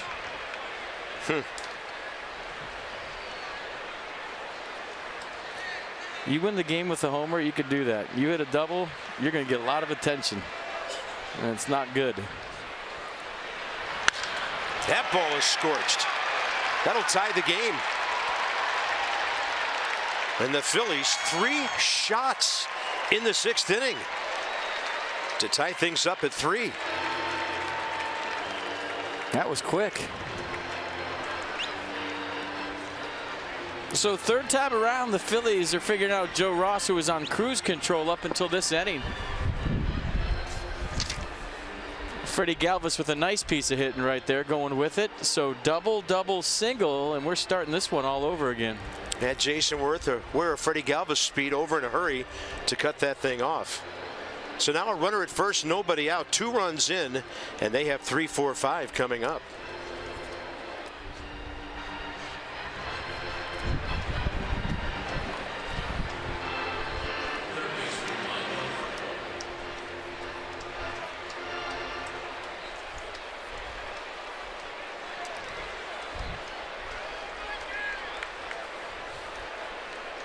Franco 1 for 2. Then he hit a hot shot that Rendon had to really corral to throw him out 2 innings ago. So he's hit the ball with authority twice. And he just tried to make it 5-3. Well, first time through today, not a problem. Really the second time, only 2 hits. Third time around, 2 shots.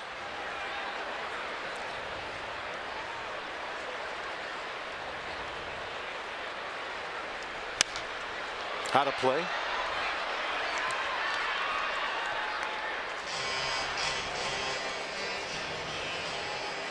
You know, we see Tanner Roark yesterday. His goes the other way. Why? Well, he's got 4 or 5 pitches, and he sets guys up the first time. He saves looks for you second and third time that you haven't seen the first 2 times up. So I think Joe Ross, as he advances in his major league career, is going to learn how to do that. What Tanner Roark is so good at, Joe Ross still learning. You know, you save a pitch that a guy hasn't seen until his 3rd time up.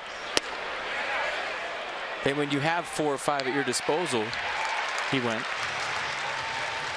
you know, maybe I don't show you my curveball until your 3rd time up. Maybe I save that for you until your 4th time up. So for Joe Ross, pretty much fastball slider guy, 2nd and 3rd time up, you got a pretty good idea of what you're going to get. Maybe not the same sequence, but you've seen the rotation, you've seen the movement, and you've picked up the release point where Roark will maybe save his changeup for the 3rd time around, or not show you his slider, or cut the fastball all of a sudden when he's been sinking it. So, you know, his average goes down 2nd, 3rd time around. Joe's goes up.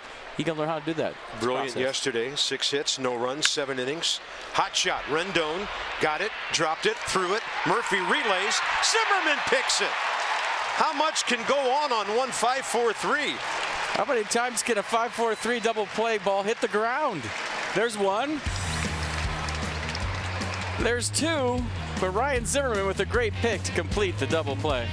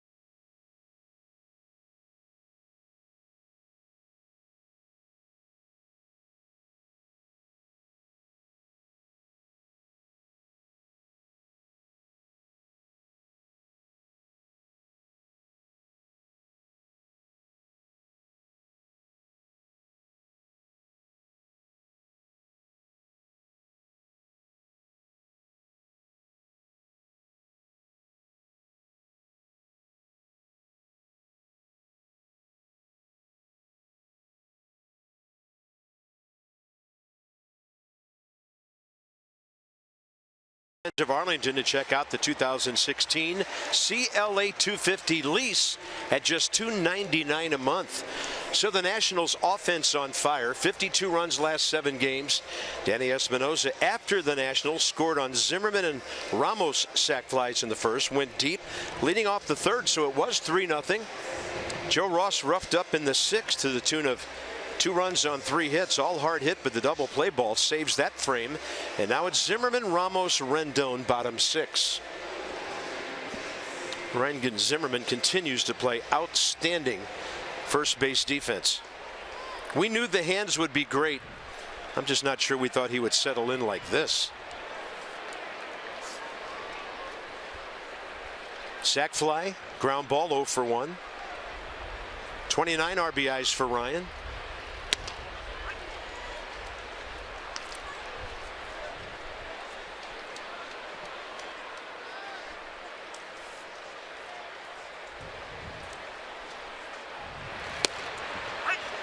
And Morgan is dealing. He's retired 5 in a row and 9 of the last 10.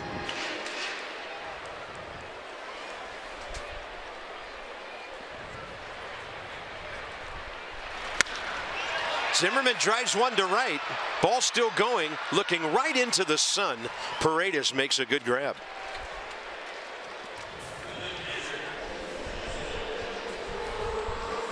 Well, Ryan's got the right idea. He's played in this ballpark long enough to know that on days like today, you hit the ball to right. And a nice play by Jimmy Paredes on the run, sun in his eyes.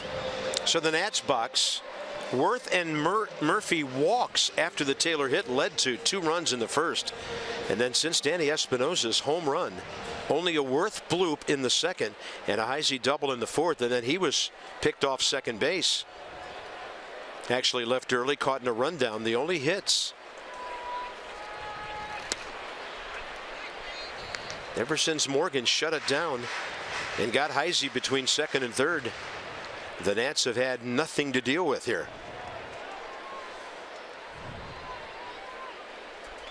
Off speed to Ramos, 0-2.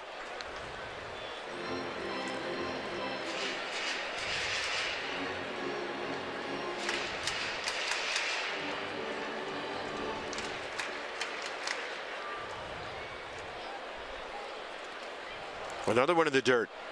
Strikeout number 6. And they've come in the last 5 of them have come in the last 7 batters. And just a reminder, as you enjoy cold one this Sunday afternoon, to look forward to Miller time later in the ball game. That's brought to you by Miller Lite. This game is done a 180. It didn't look like Adam Morgan was long for this game the way he started. It looked like Joe Ross was unhittable, and all of a sudden, it's done a 180. Yeah, talked about that possible momentum shift an inning ago. Little did we know they would come out slugging in the 6th.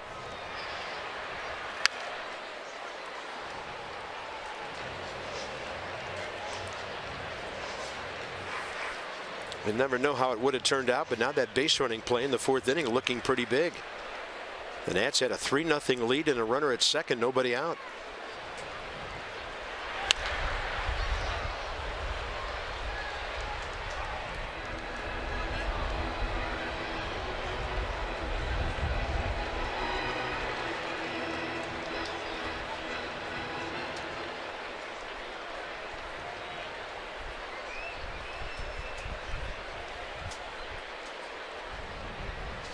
Oh, 2.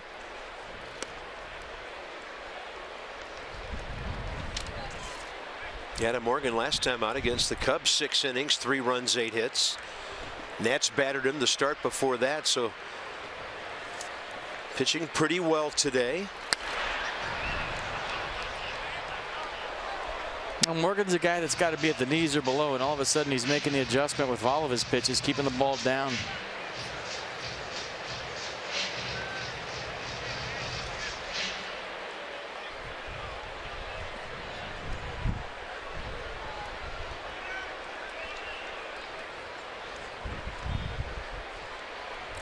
One and 2. Paints the inside corner. Starting to strike out nearly everybody in sight. 7 for Morgan into the 7th. 3-3 game.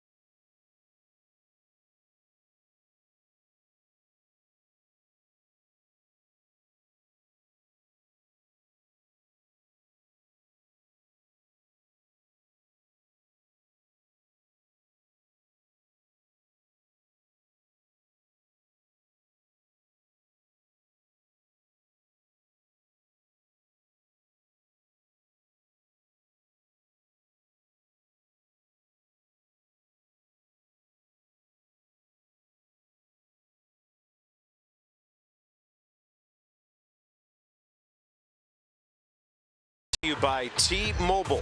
It seems like we're checking in on Big Poppy quite a bit lately. 21 RBIs last 17 games. Look at the batting average and the slugging. Out of sight. Another Griffey has been drafted, but is he going to play football or baseball? Ken Griffey's grandson got drafted. And Ken Griffey Jr.'s kid, Jake Arrieta of the Cubs. He joins the 10-win club. Steven Strasburg led the way on that. So there it is from T-Mobile, all around baseball. Just felt super old. Jimmy Paredes, top of the 7th. Maybe the shadow's helping out Adam Morgan all of a sudden, but the Phillies have been swinging it, so maybe scratch that idea. I don't know. Searching. Yeah, suddenly this becomes an important shutdown inning for Joe. He's due to bat third in the 7th. If he relinquishes the lead here, they'll have to hit for him. With this pitch count, he's got a chance to stay a while. I like the off speed in the shadows. You can't pick up the seams. It's harder to hit the off speed. So 89 bunted straight down by Paredes, who is 0 for 2. He's hit the ball hard twice. Line drive to Ryan Zimmerman, that hot shot that got through Danny Espinosa. And then the Nats turned to double play, which was big. Cody Ashe would then home run. There's David Hernandez.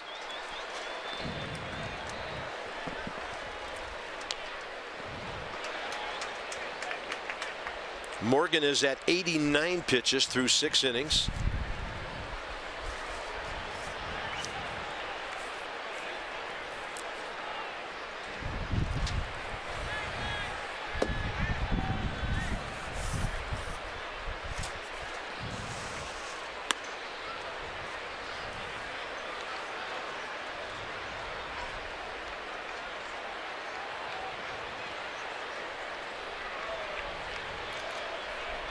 Two-two pitch.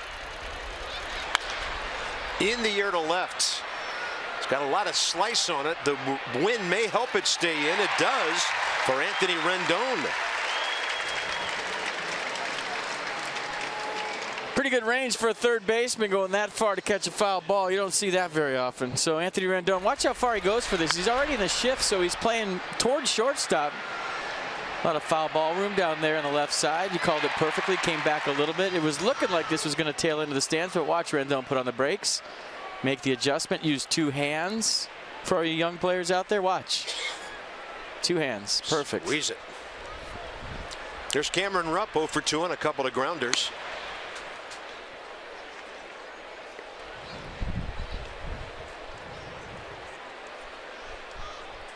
Well, he's done it with the leather at third base this weekend, huh? He's been great all year.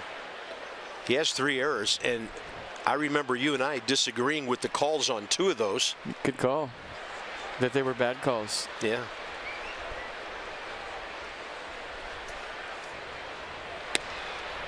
Two and one. I just feel like that Gold Glove staying in Colorado for a while. Yeah. As good as Anthony Rendon's played, that guy in Colorado's real good. Nolan Arenado. Some things you just can't control.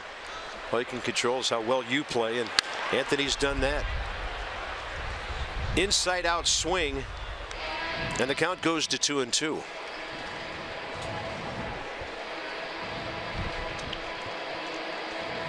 We said that. You remember when the Rockies came to town, and Arenado is, in my mind, the best defensive third baseman. You remember we were showing the highlight. He made 3 or 4 errors in that series when he was here at Nats Park last year.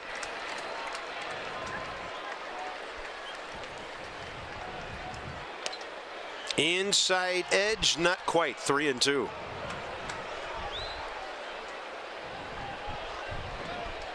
Cameron Rupp, big strong catcher, 4 homers, 12 RBIs.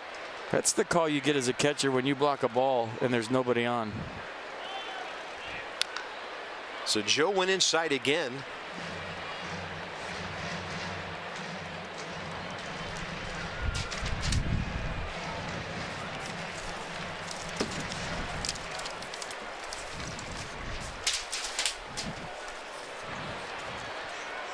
Nissan, the entire AB here. In, out, up, down.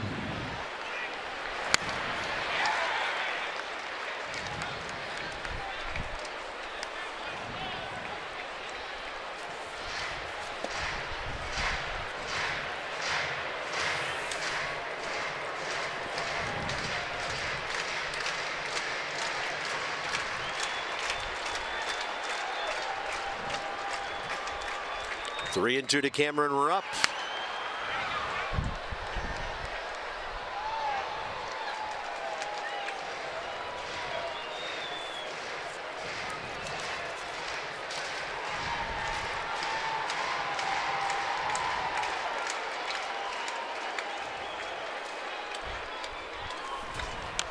Well, he kept throwing strikes and he won the battle. Now a simple throw to first for the second out. Next 5 ball games will take us into the West Coast trip. Cubs here for 3. The getaway day. 4 o'clock on Wednesday. Then it's on to San Diego for 4. Saturday and Sunday there as well, Petco Park. Then to the Dodgers. And on the way home, with a day off, the Nats will finish with 3 in Milwaukee. So we've been home for 3 days and talking about leaving again. We are so fickle. But after that trip, the Nationals will have a lot of home games piling up. There's Oliver Perez. Pretty transient ball club so far this year.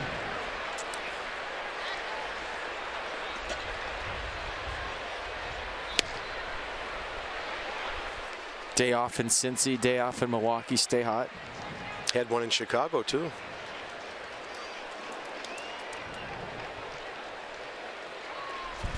Two balls, no strikes.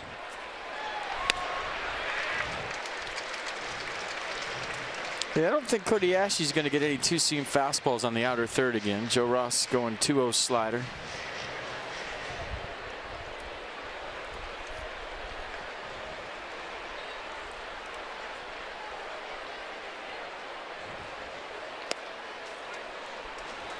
Turn that one over. The changeup missing away. 3-1. Mid-90s on the pitch count now. Due to bat third in the bottom of the 7th. It might have been a backup slider at 80. That's a tapper by the mound on the charge. Espinosa. Quick hands, quick feet, strong arm. 1, 2, 3, 7. That was big for Joe and for the Nats. Bottom of the order coming up. They are all getting ready to stretch, even those in the shade.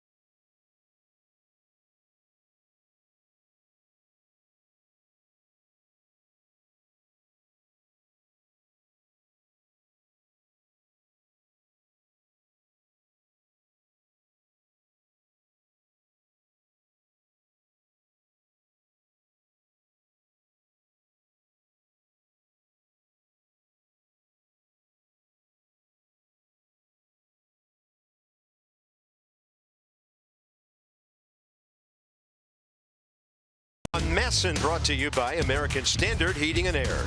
It's their all-star sales event with up to $1,100 in instant rebates or 0% APR for 36 months. By Ocean City, Maryland. Let us show you a good time in Ocean City, Maryland. Book now at OCOcean.com. And by WGL Energy. Visit WGLenergy.com for easy ways to green your energy and help the environment. Breezes blowing on a hot Sunday in D.C. And we're heading to the bottom of the 7th inning. Our next television game features serious pitching. Max Scherzer, Cal Hendricks. Max is 7-4. Hendricks is 4-5, but he has a good RA under 3 runs a game. That will get you going at 6:30 with Nats Extra on Masson. Johnny and Ray at the Yard tomorrow night. 3 huge games between the two teams with the best records in the National League. The old ball game. You could join us. Hey! For the first Budweiser Bud and Burger music party on Saturday, July 9th, featuring 80s, 90s, 2000s cover bands playing live music from noon to 5. Tickets are $20 in advance, $25 at the door until June 19th. Use the coupon code BUD for a $5 discount. Visit nationals.com/BudMusic for tickets and details. Everybody having fun at the ballpark, looking for a couple runs to get even louder. And we'll see if they can figure out Adam Morgan, who's locked in here late. Yeah, he's retired 8 in a row now. And 12 of the last 13. Chris Heisey, Espinosa, and then we'll see what Dusty Baker does with Joe Ross, who's thrown 95 pitches. You know, I'd do Harry Carey and hang out the booth and sing the 7th inning stretch here, but they couldn't see me, I don't think. See you, hear you, and if you fell out. Yeah, I'm not the biggest kid in the world, you know. I don't know. Hey, whatever it takes, buddy. Rally dance. Love to see kids with their folks at the ballpark. So here's Chris Heisey, who really hit the ball hard last time. Up against the left field wall with a double, but then trying to get to third with nobody out. They picked him off. And the off speed outside. 90th pitch of the day for Adam Morgan. Fastball in, spin to win. Here you go. They got off speed. Thinking the same thing I was. And Morgan, I mean, he gave up 2 runs in the first, but he gave up 1 hit. He got himself in trouble with 2 walks before the sac flies. As far as hits go, he's held the Nats down well today. 2-1. Now you're thinking, well, he went 1-0 change. Does he go 2-1 change? Ah, forget about it. I'm looking for the heater. There's a change. Those are the thoughts that go through your head in the middle of an at-bat.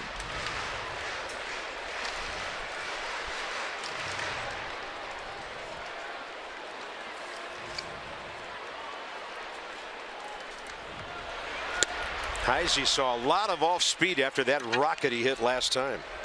Okay, so I want to show you the way the wind's playing here at Nats Park. Usually don't see this. Danny Espinosa hit his home run to the Bud Light loft. So that building was kind of a fortress that blocked the wind. Joe Ross is going right down Half Street with this fly ball, and it was held up in the wind. Might have been a homer. Cody Ashe is using that parking structure in left field to block the wind as well. So 2 low home runs with structures providing blockage of the wind. And then you see right down Half Street where Joe Ross hit his, the wind was roaring in.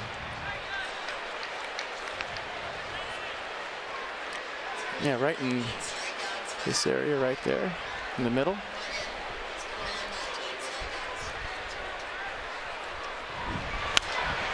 Danny Espinosa levels off and fouls 1-1.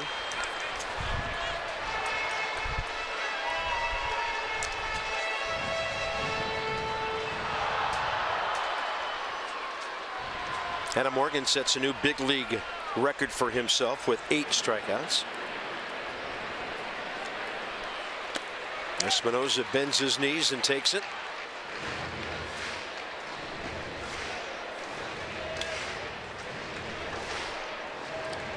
So Jonathan Scope of Baltimore, 5, hitting 8th. But Jonathan Scope, but he doesn't have a pitcher hitting behind him. He's got a position player hitting behind him. Yeah, big difference. 2-1. Danny Espinosa takes the hook, and it's ball 3. Base runners any way the Nats can get him right now. Joe Ross is on deck.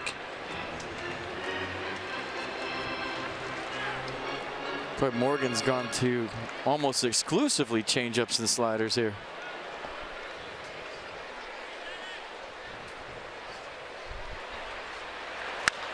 Espinosa in the air, left side. Michael Franco, 2 down. Joe Ross will hit.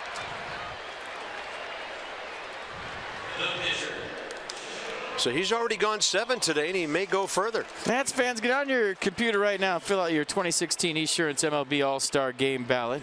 Vote up to 35 times. Vote today, vote tomorrow, vote the next day, vote the day after that. Vote for the rest of the time until you can't vote anymore. Go to nationals.com/vote. So Joe Ross has pitched at least 7 innings for the 5th time this year. He's hit the ball well twice.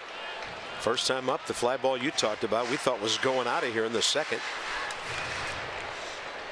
And then he hit one a ton out to the gap in right center. 1 ball, 1 strike.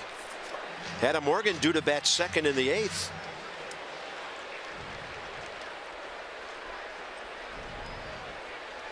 I don't even know if this means Joe Ross is still in the game. Yeah, we've seen pitchers hit and then leave. 3-3 game. Maybe Dusty wants a full complement of his bench guys. Yeah, he has nothing but left-handed batters left anyway, and Ross will reward that with a base hit. How about the 3 swings he's taken today? Solid contact every time, and Joe Ross has his 5th base hit of the year, 8th of his career. Plus, he's a good athlete, and you don't really have to pinch run for him here.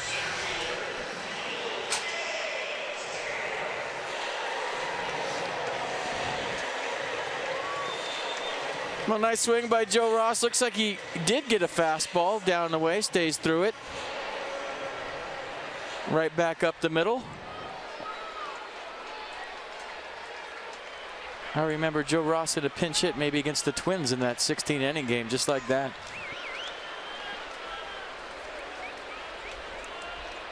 Decision time for Pete Mackanin.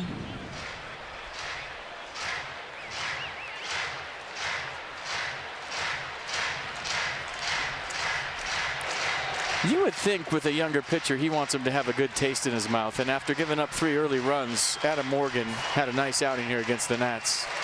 And Pete Mackanin going to go double switch. Looks like Morgan to go 6 2/3. 5 hits, 8 strikeouts.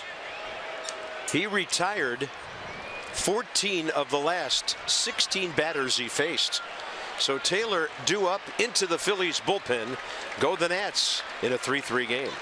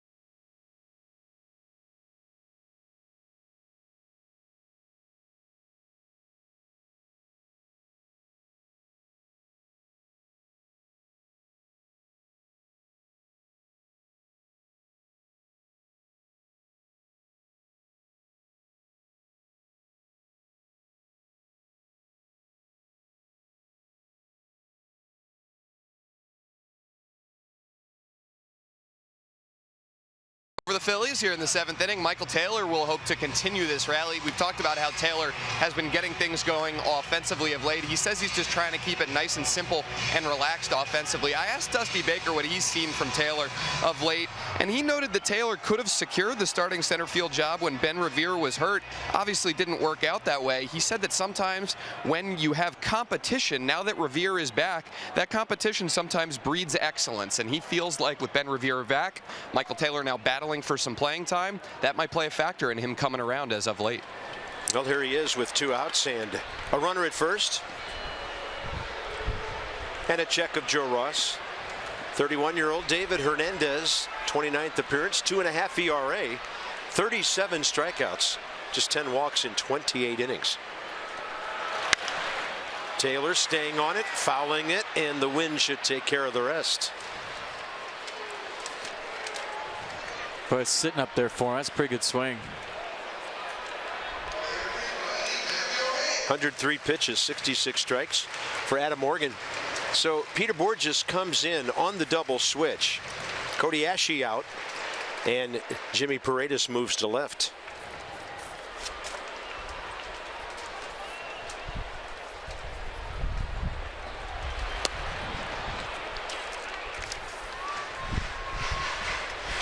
Taylor against Hernandez, career 1 for 3.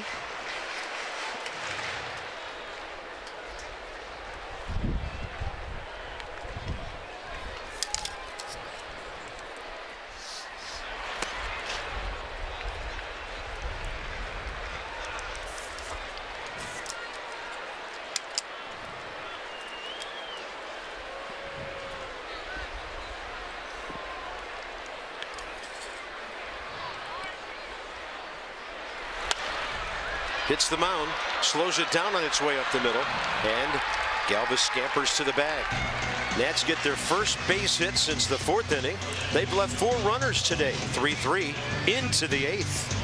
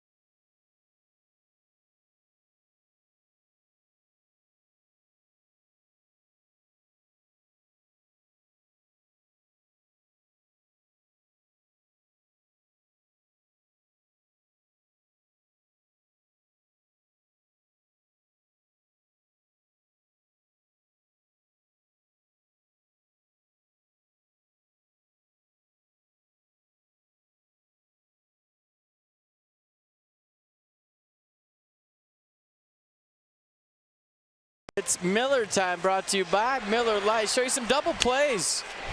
This one in the 5th inning, right before a Cody Ashe home run. So who knows if that saved a run. You never know if Cody Ashe would have got the same pitch.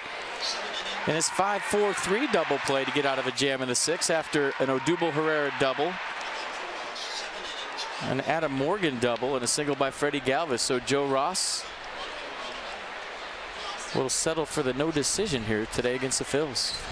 And then turn it over to 27-year-old Sammy Solis, 15th appearance, 150 ERA, looking to bunt for a hit. And a good thing for Cesar Hernandez to win fouls. Zimmerman charging right at him. 18 innings for Sammy, 21 strikeouts. 10 bases on balls. He'd like that to go down. He'll face Hernandez, Bourjos, and Herrera here. Fastball, curveball change, fastball 94. One matchup with Hernandez resulted in a walk.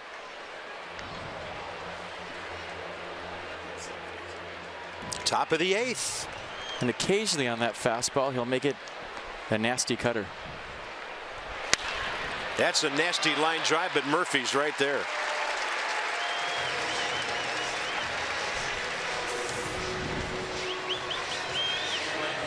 Next up, Peter Bourjos.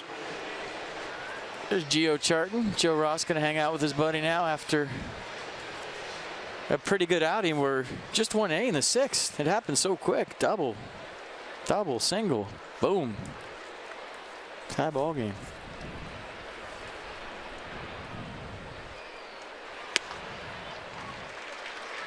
I should say double. You would have thought grand slam, walk-off double, than single. The way Herrera tossed his bat.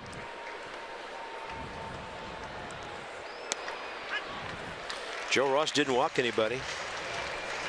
7 innings, 4 hits, 3 runs, 8 strikeouts. Starters hanging out. 95 pitches, 64 strikes. There's the whole rotation, folks. Pretty good shot right there. I love that. All hanging out.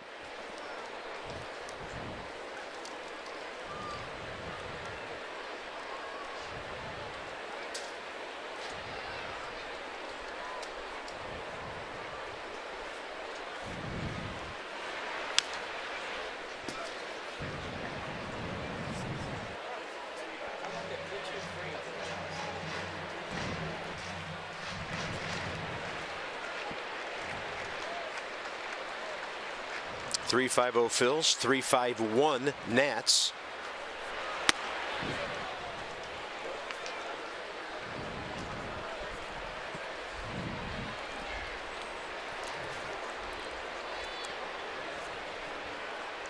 Borges first at bat against Sammy Solis, and we're seeing some battles here.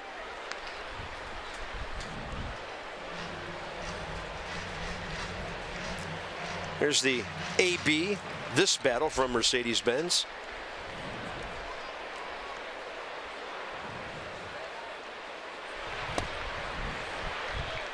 Count now just back to 2-2.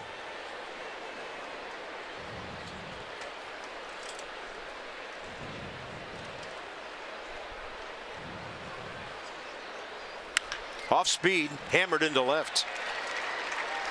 Peter Borges, first hit of this series for him. And here comes the double hitting, bat flipping Odubel Herrera. Well, Phillies have some pretty good wheels on now. Peter Borges, pretty good at bat. Battle goes his way, so the go-ahead run on here in the 8th with 1 out.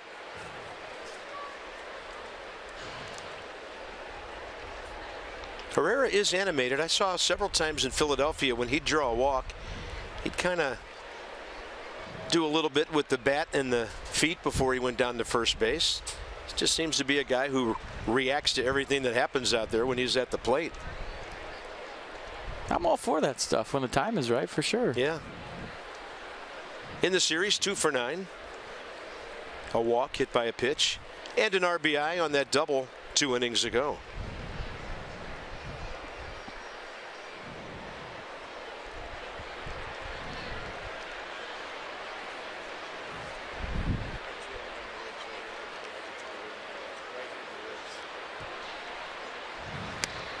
Sammy Solis had him way out ahead. Boy, it's a quick curveball at 79.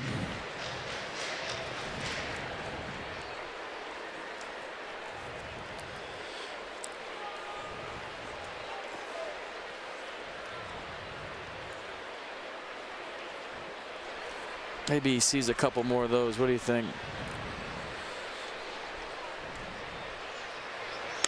There's one.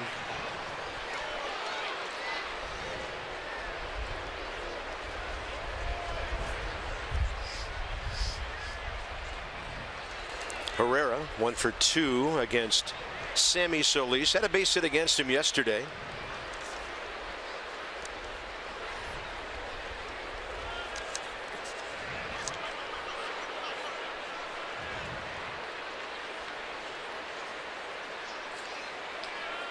Important to keep Borges close. He can fly.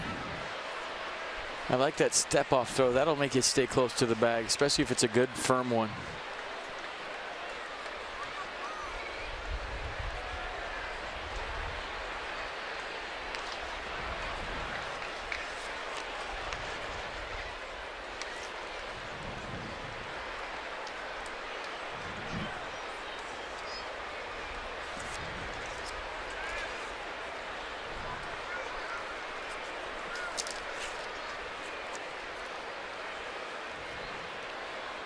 One with 1 out.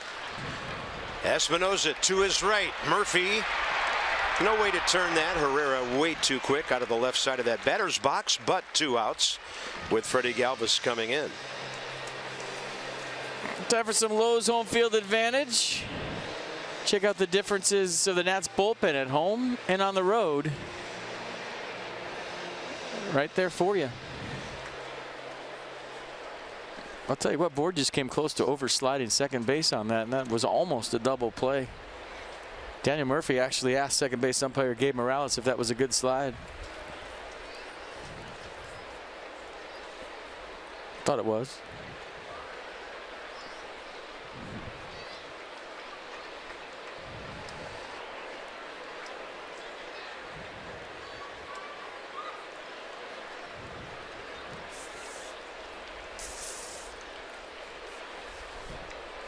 Freddie Galvis, RBI single last time, and a ball hooking foul this time.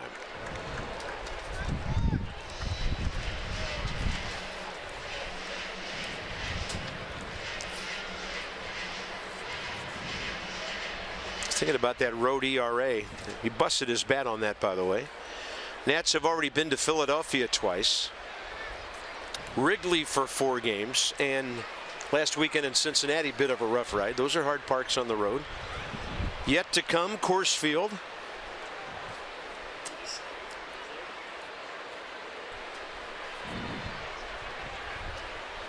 Oh, 1 and a throw over. I think that guy just snagged it from the kid, then he gave it to him. Okay. Now he's got it. We're good. I think Jason Worth was throwing it to the gentleman with the glove, the young man with the glove, and the guy ran a little interference and he gave it to him. So that's good. It ended well. Yeah. And that was a good catch over there. Fan in the first row with the picker. Got the glove on. And he gave it away too to the kid. Well done, it was a sir. great play. Oh, I love it. What's going on here?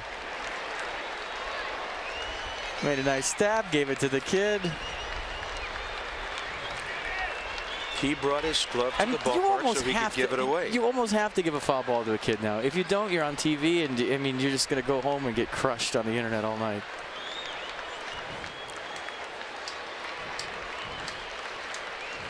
Oh, 2 to Galvis. Right? I mean, do you feel like you have to give it to a kid? If there's one around, yeah, absolutely. It's not like you have to go 4 sections like down around the foul pole to find a kid. But look at this is what I caught, and this is what I gave away. So here's the proof that I caught it.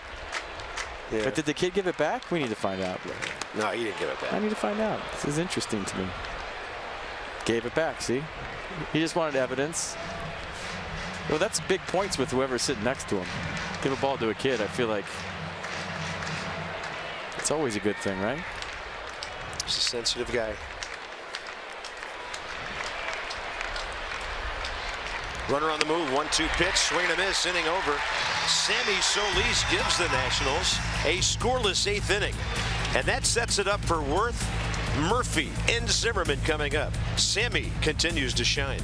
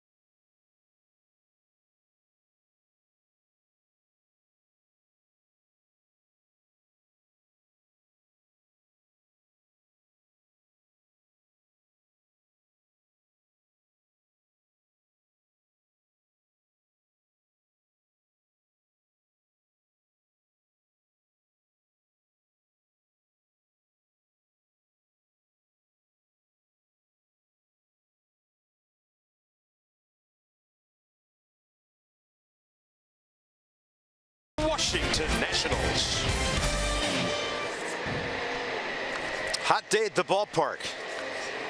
Well-pitched game, well-played game. Occasional power here and there. Johnny and Ray have a lot to talk about. The issue yet to be decided, so tune in to the Nats Extra post-game show. It's presented by W.B. Mason.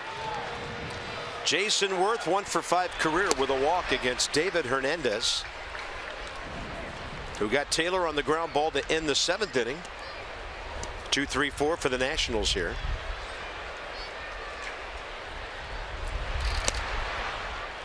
See if giving that ball to a kid is good karma right here. Worth 1 for 2. Walk, run 1st inning. Base hit 2nd inning. Valley only had 2 hits since his flare down the right field line. I think you take right here. 3-3, bottom of the 8th. You're looking to. Yeah, once the top of the 9th arrives, even if the game's tied, your closer at home can't get a save, so why not have Papelbon up? Worth taking all the way on 3-0.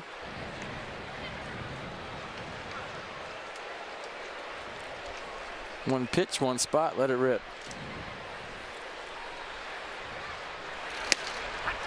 Strike 2. It's a pitcher strike. You don't want that 3-1. You work hard to get to that count. You swing at that, you're swinging at his pitch. Now you got to swing at it, though. Front door inside. The Nats have the lead run aboard, leading off the 8th. Jason Worth on base for the 3rd time. Fantastic body language by Jason Worth to draw the walk.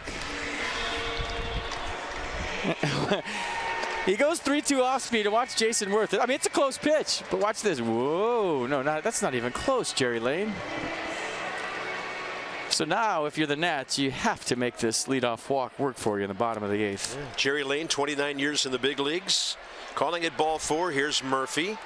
0 for 2 with a walk. 2 for 7 with a home run against David Hernandez. Ball 1.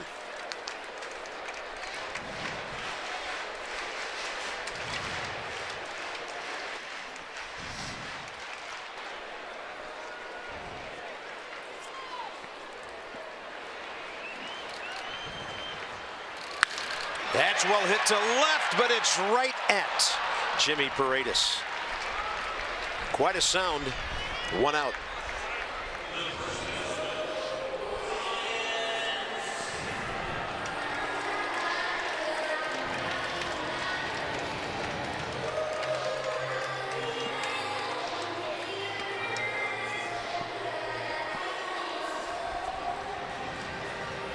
Ryan Zimmerman 0 for 2 today with a sac fly.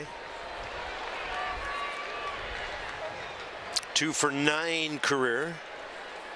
3 Ks, 2 walks against Hernandez. Careful if you go in there. They do, and it's ball 1. Far enough in.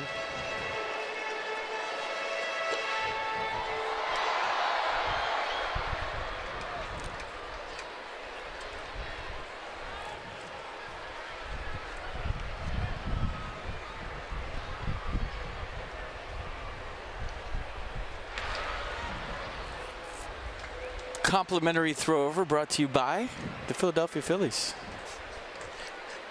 Complimentary and obligatory, right?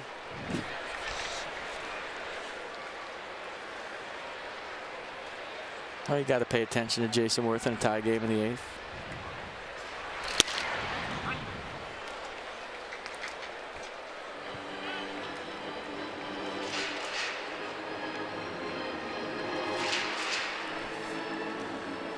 Borges is playing no doubles and right. If Ryan Zimmerman hits that hole, it's 1st and 3rd, 1 out.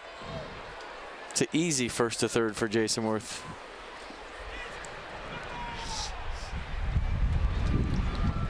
Another check of Worth on a throw kind of down into the runner.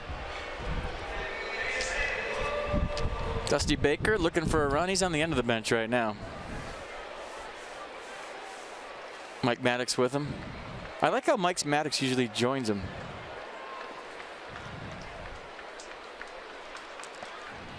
1-1 to Zimmerman.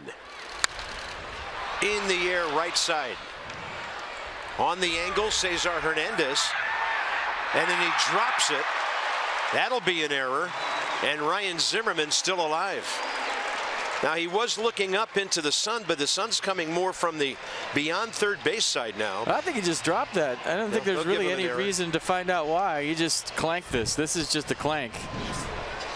I mean, he's right there. He's on it. Tried to use two hands, and I don't know if he lost sight and blocked himself out with his right hand. That might have been one where he's better off with one hand, to be honest with you. I think the right hand went up and blocked this line of view. Got to make that hurt, don't you? You're hoping if you're the Nats? You don't want to give Zimmerman too many opportunities to beat you, and he gets one here. Ooh, he got a front door hanger straight back and went.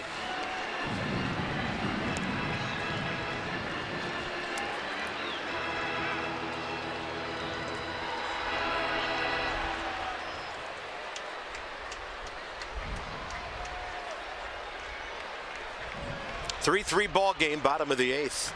Worth at first, one out.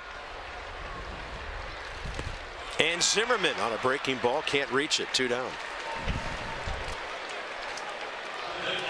Wilson Ramos is next. You see the curveball from Hernandez, 82 miles an hour.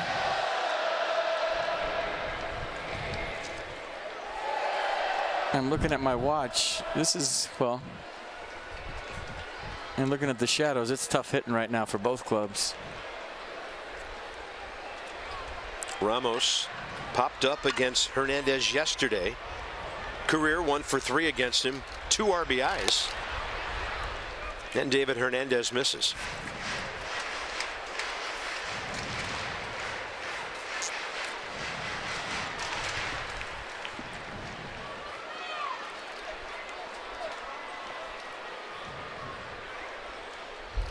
Ramos got a front door and another shot right at the left fielder.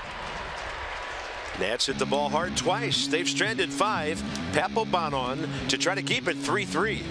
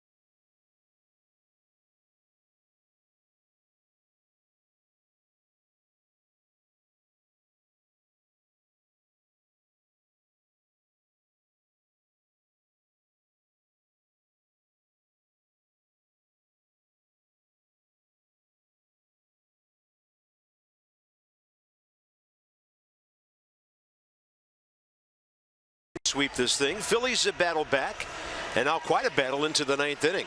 Potomac Nationals back in Woodbridge from Thursday the 16th till next Sunday the 19th. Join the party at the Fitz, 703-590-2311. Visit PotomacNationals.com. Top of the 9th inning.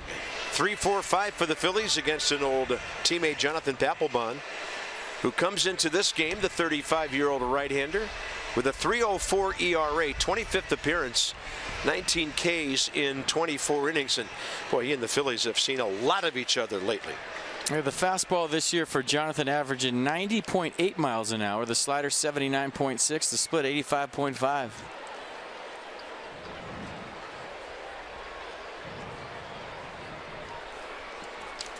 Papelbon here Friday night. 16th save of the year.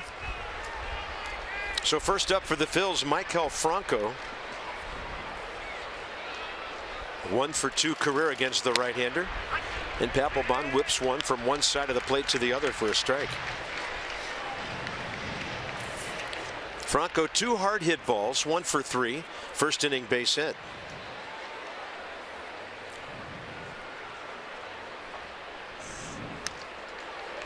Boy, he takes some swings early in the count. Let's see what he does late in the count. Hector Neris, the right-hander, and the other righty nearest you, Genmar Gomez, their closer. So Neris, if it's tied to the bottom of the ninth, Gomez if the Phillies score.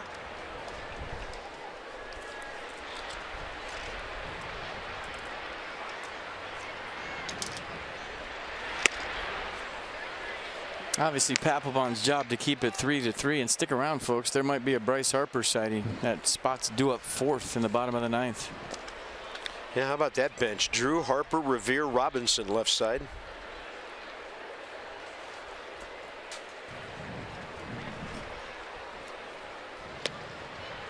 Two and two.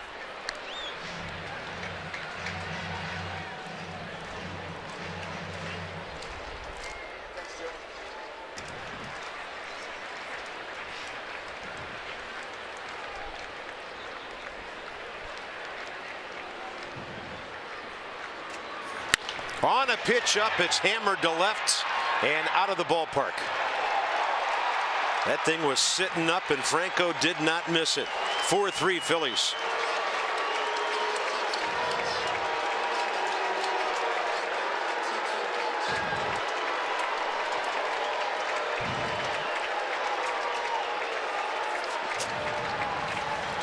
Maikel Franco, 11th of the year, 33rd RBI. Well, that's a slider that's just sitting there. Look at cement mixer right down the middle, and Franco with a big 2-strike hack. Knew as soon as he hit it. I think everybody knew as soon as he hit this one. Watch everybody on defense. Infield didn't even turn around. Jason Worth gave it the token run. But just like that, it's 4-3 Phillies. Tommy Joseph is next. 0 for 1 against Papelbon, who just gave up his 2nd home run of the year. Hit speed 103, 396 feet.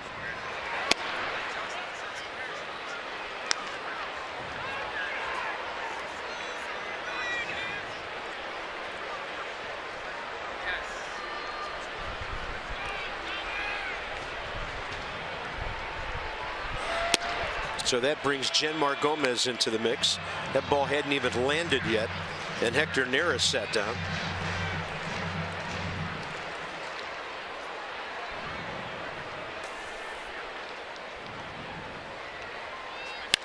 This one popped up left side. It'll probably be right up the middle by the time the wind gets it, and Murphy now makes the play, 1 out. Next up, Jimmy Paredes.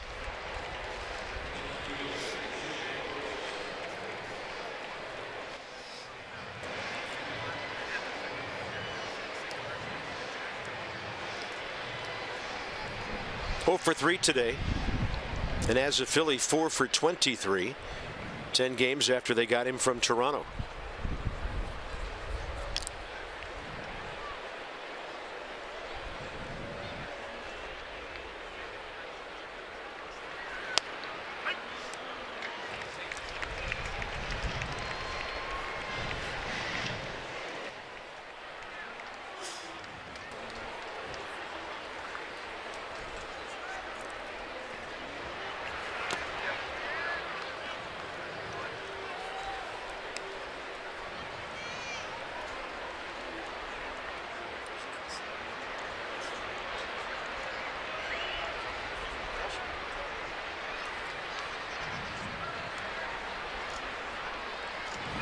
One pitch.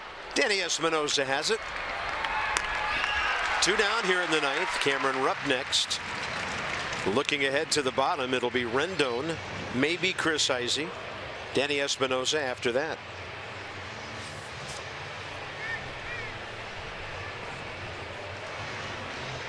Well, you got a speed guy in Rivera, you got a home run guy in Drew, contact / home run guy in Robinson, and the MVP on your bench. So we'll see what Dusty Baker does in the bottom half.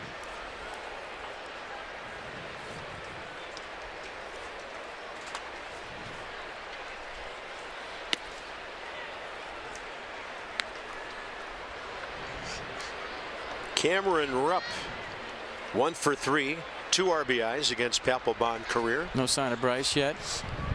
Yet. Unless he got real skinny and looks like a broomstick handle.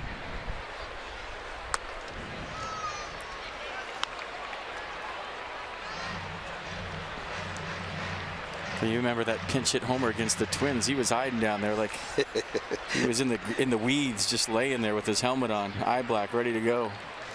Tied the game, and then it only took 7 more innings for Heisey to win it. Papelbon over to cover, but Zimmerman says, "I'll take it," and that's it for the Phillies. But Maikel Franco does the damage. So it's Rendon, Heisey, maybe, and then Danny Espinosa. The Nets need a run against Genmar Gomez or more.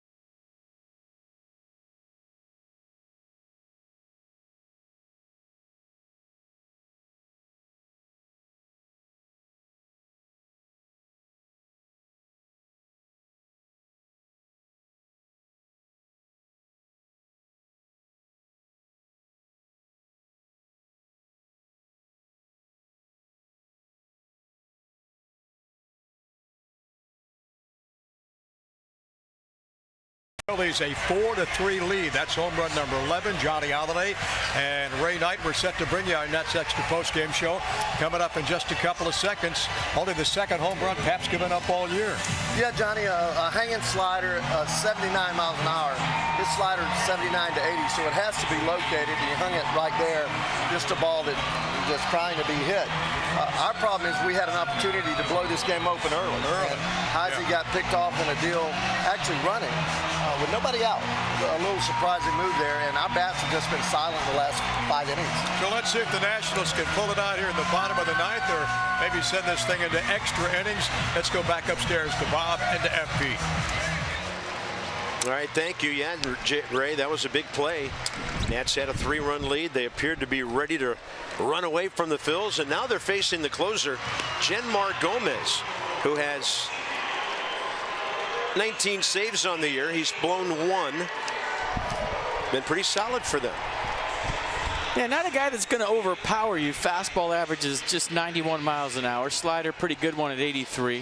Change up the out pitch at 84. He'll feature the lefty. So, you know, it's not a guy that you're shaking in your boots as a hitter when you face late in the game. You'd think, based on, you know, seeing him pitch before, and he's not going to throw 100. Tyler Goodell for defense in left field.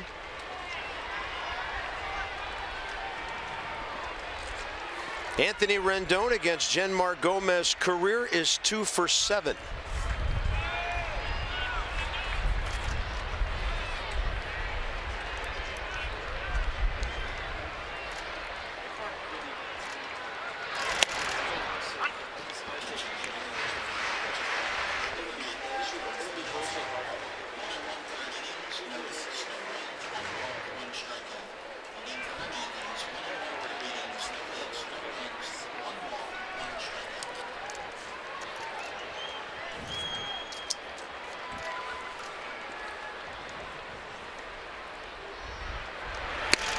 Rendon thinking about bunting. Franco was back, but now it's 0-2. Well, this is where Anthony Rendon has to protect. In the last 2 days, I've seen something I really haven't seen in him before. Striking out looking. He struck out looking 4 times the last 2 games on fastballs. Granted, the ones yesterday I thought were the top of the zone, borderline high. Walk first time today, then the 2 looking Ks. That one bending way outside, ball 1. So for the moment, Heisey is in the on-deck circle or near it. And then down to Espinosa, number 8. Chris Heisey does have a couple of career hits against Gomez. Espinosa has 1. Ben Revere right next to Dusty, and he's got a bat in his hands. 2-2.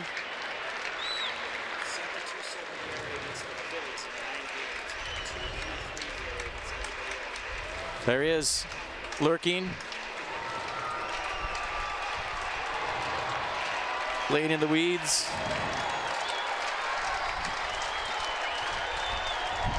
He's got his ghillie suit on.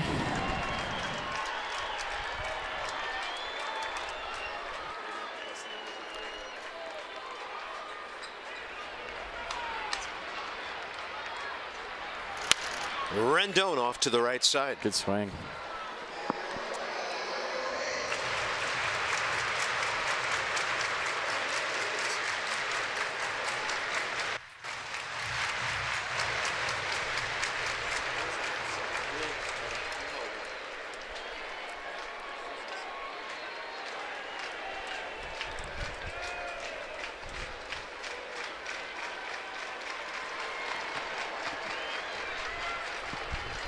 Gomez working slowly. 2-2, nobody out. Rendon got jammed, got his hands inside it, but it's going to fall into the glove of Tyler Goodell. It got in there just enough. Heisey being called back. And now that there's nobody on base, the Nats need some power, some pop, and here comes Bryce.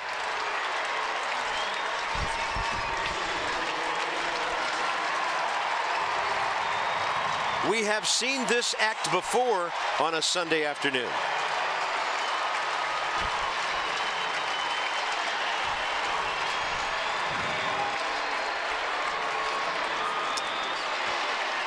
Bryce Harper career against Gomez pretty good. A home run, 2 for 4. The curveball at Citizens Bank earlier in the year, couldn't believe they were pitching to him. It was in the 10th inning and he hit it out to right center field. Harper 1 for 2 as a pinch hitter this year.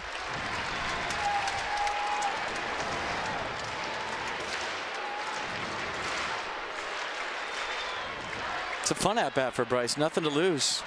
Tee it high, let it fly.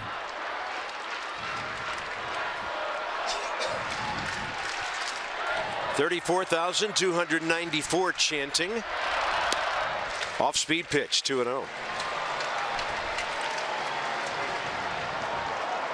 I like the Let's Go Harper they got going right now. Strong.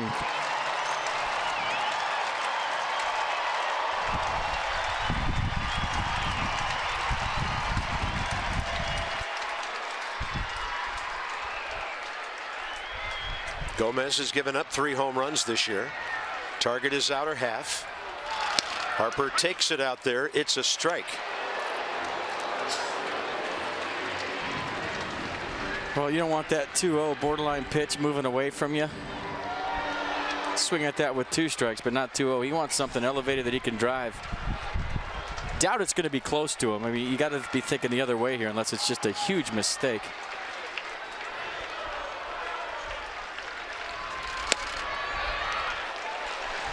Close, 3-1.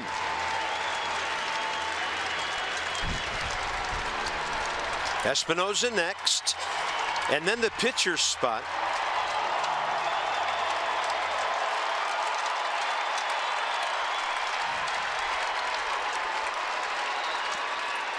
Fastball away, see if he can get it there. Harper to left and out of play. April 24th, bottom of the 9th.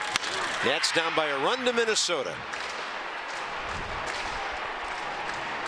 That's one of the better moments of the year.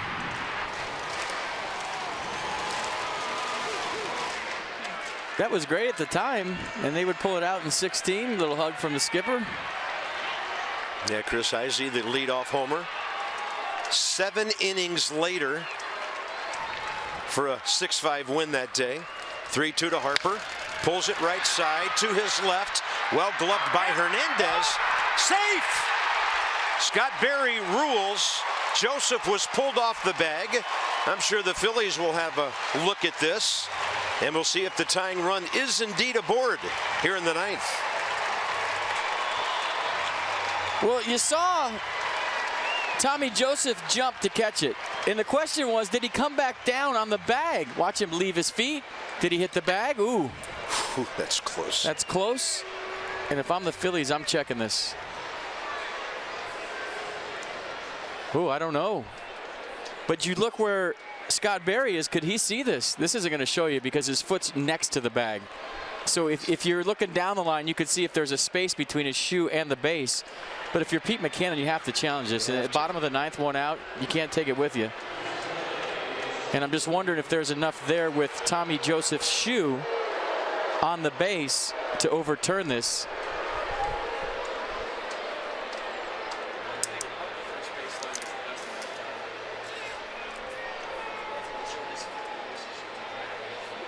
So we'll see if Bryce Harper is 2 for 3 as a pinch hitter. You know, the fact that Joseph came down and then twisted his foot indicates to me that he didn't think he was on the bag. Yeah, and it's a feel thing, right? This is the one that shows you, I think. Is his foot on the bag? And did Bryce beat it? Yeah, he tried to reach again. It's a great call, Carp. Why would he go back for it with his foot for the second time if he felt it the first time? Drama here in the bottom of the 9th at Nats Park. This is huge.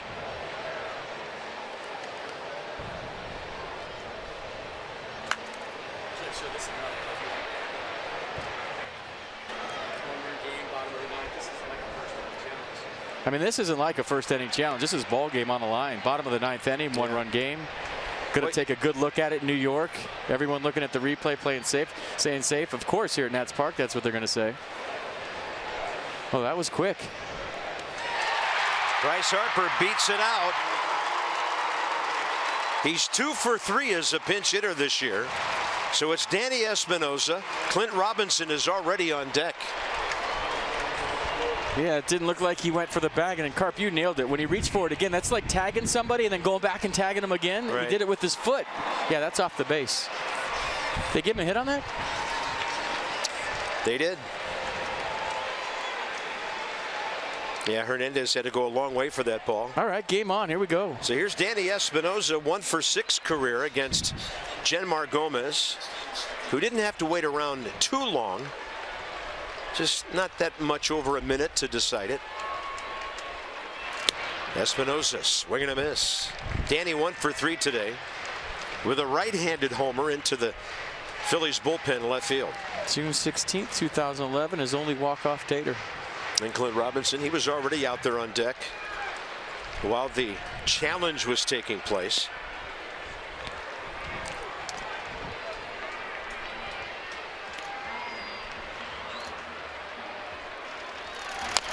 Espinosa taps one foul, and now for Danny, here comes that dreaded 2-strike count.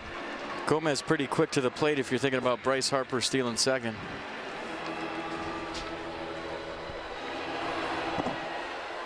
Maybe with 2 strikes, you look for a ball in the dirt if you're Bryce. Something bouncing.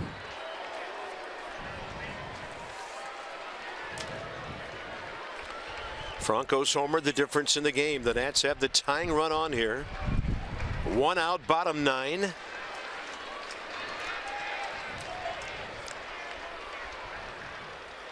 And a fairly deliberate throw over there by Gomez. I'm surprised that didn't happen already. He just wanted to throw it over there and not let it get away from Joseph at all.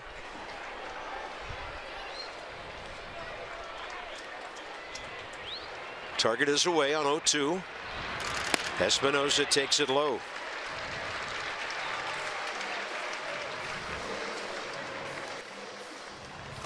Nothing coming easy for Pete Mackanin and the Phils lately. 3-12 in their last 15.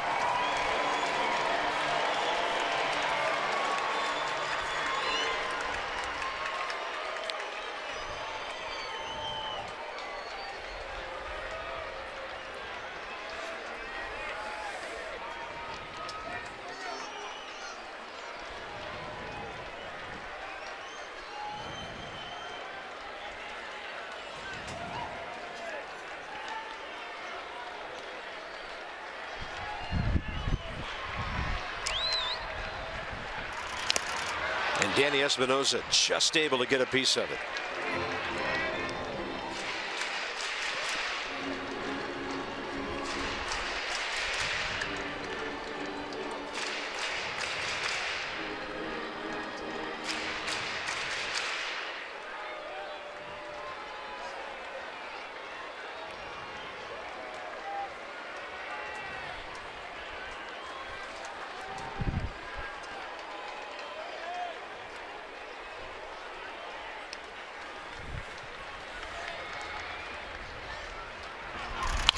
One and two. Through the bat. Did you see that? Went all the way toward the on deck circle. Battling, fighting.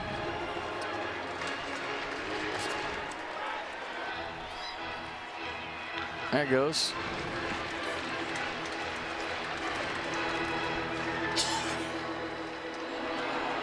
I guess a nice short flight on the bat means he took a nice short swing at that two-strike pitch to stay alive. Not trying to air things out, making contact.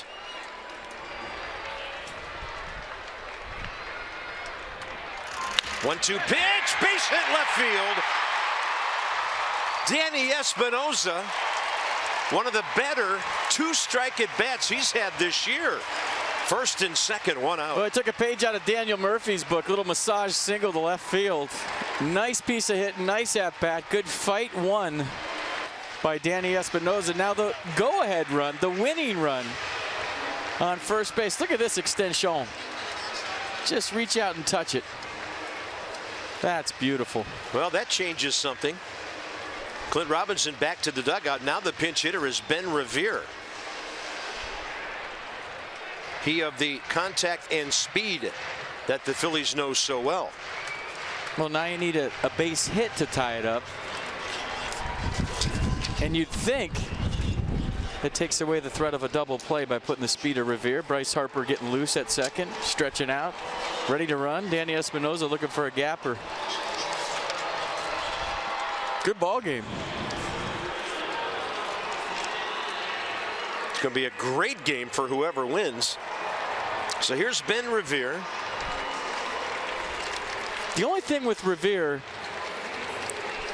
and Dusty Baker knows this better than anybody, as an outfielder I can cheat in right now. I can really cheat in. It's going to be tough to Bryce Harper to score from second base, because you really don't have to respect any sort of gap power with Revere. And you look at the outfield right now, they're cheating way in.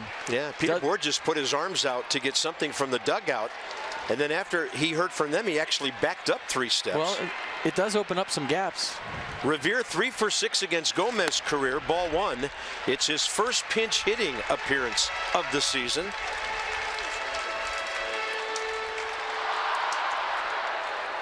I mean, there's rally napkins all over the field. One's about to crush Ben Revere. Look out.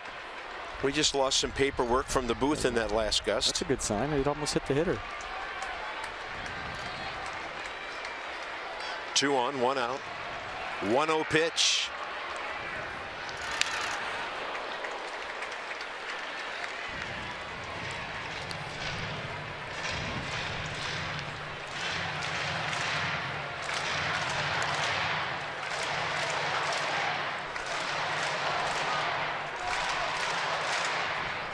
As many hits in this inning as in the previous 6.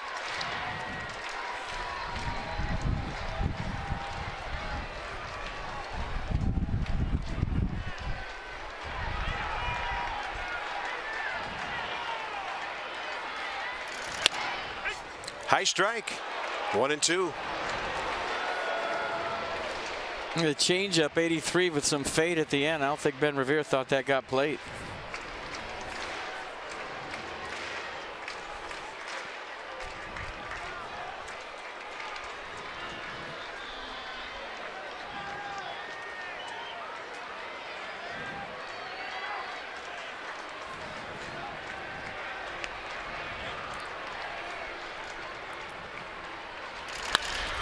Revere to left. It'll back up Goodell. 2 outs. Now Michael A. Taylor is being called back, and Clint Robinson will pinch hit.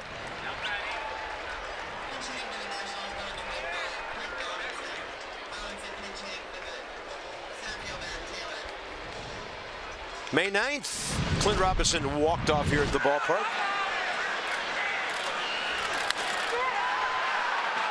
Against the Tigers, got a fastball up and in and sent us all home happy. He thought it was the 8th inning. He realized when he came around first that it was a walk-off home run. He was so locked into the game and that at-bat that he didn't know what inning it was. Clint, it's the 8th inning right now, buddy. Go get him. That was with 1 out.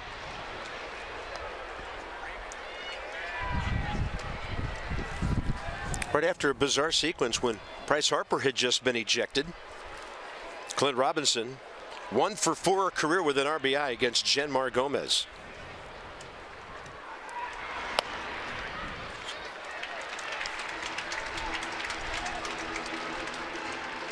But he hasn't given any lefties anything to pull. You remember Bryce's sequence, everything fading away, the fastball fading away, the changeup, same to Espinosa. He had to really reach out and hit that one to left, and you feel like Clint Robinson's seeing that to a bunch of lefties in front of him. Even Ben Revere knows that he's probably not going to get anything to pull. So your mindset is, hey, let it get deep, right between short and third. 2-0. And you look where Freddie Galvis is playing. He's up the middle. Maikel Franco's playing, I think, fairly shallow in a situation like this. And that 5.5 hole is wide open between short and third. And that's where he's pitching him.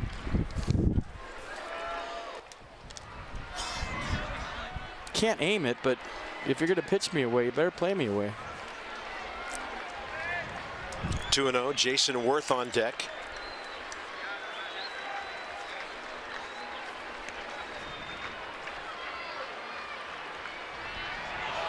And the inside move, but nobody there other than Harper.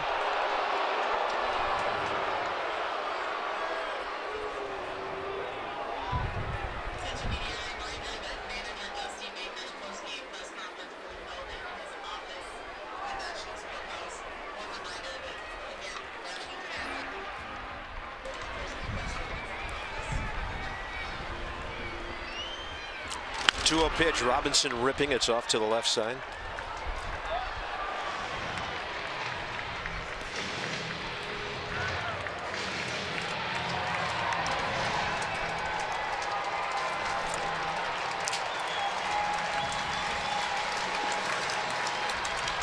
I'll tell you what, when you're home, this is a situation where the crowd can really put some heat on the opposing closer.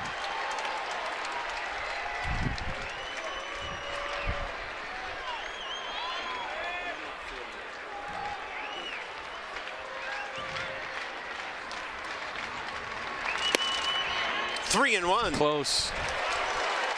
But you see where everything is. Show the pitch track if you get a chance. I mean, Gomez isn't even throwing anything on the plate. It's all off the plate away. I don't know if he wants Jason Worth in to put the winning run at second, but look at the sequence.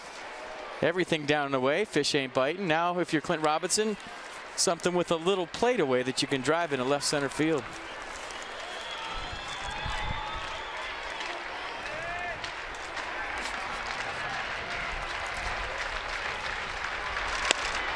Bases loaded with 2 outs. That's a big league at bat, man. Tell you what, Carp, to control your emotion with the game on the line like that, yeah, and to take a walk is not an easy thing to do off the bench. That's a good at bat by Clint Robinson, who was 4 for 16 as a pinch hitter coming into that one. No place to put Jason Worth if the Phillies are to hold on for the win. Worth career 1 for 3 against Genmar Gomez. Well, here you go. Stand up and cheer. Make some noise. Jason Worth has a chance to beat his old ball club right here, right now. Well, they've been rough on Papelbon. Worth's been rough on the Phils.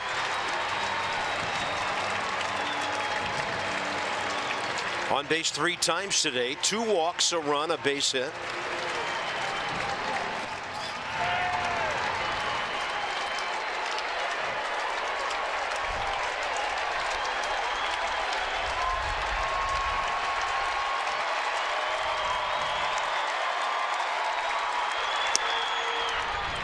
High in the zone, strike one. He's taken all the way after the walk to Robinson.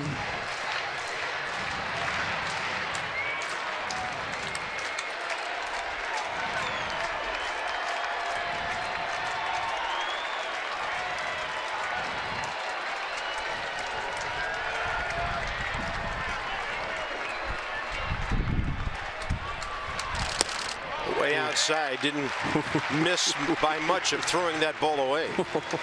Counts even, 1-1.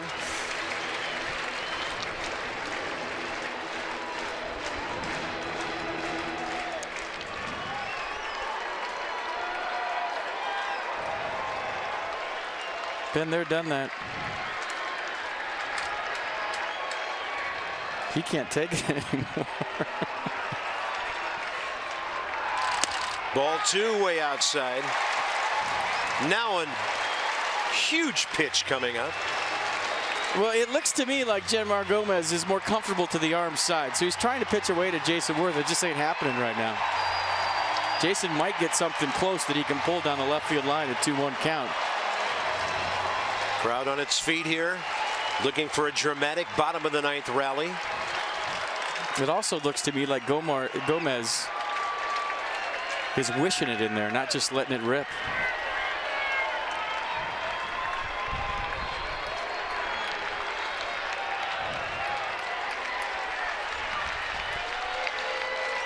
Tying run, third base Harper. Winning run, second base Espinoza. So great speed for the runners that matter here. 2-1. That's a strike, even though Rupp doesn't catch it. You don't see that often. It's a good pitch. It was a strike.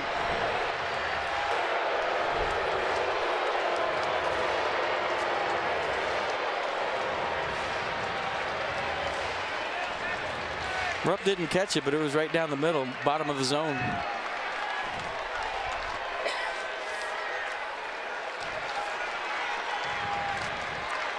Two now.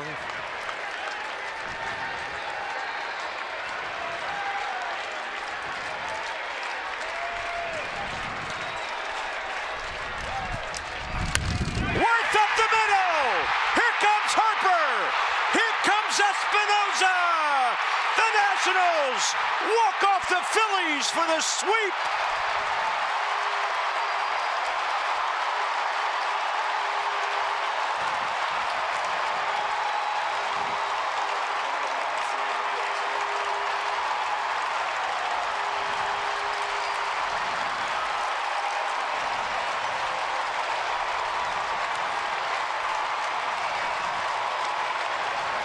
Are they going to leave the ballpark by the time they're done? They're attacking Jason Worth in right field right now, and this place is losing its mind.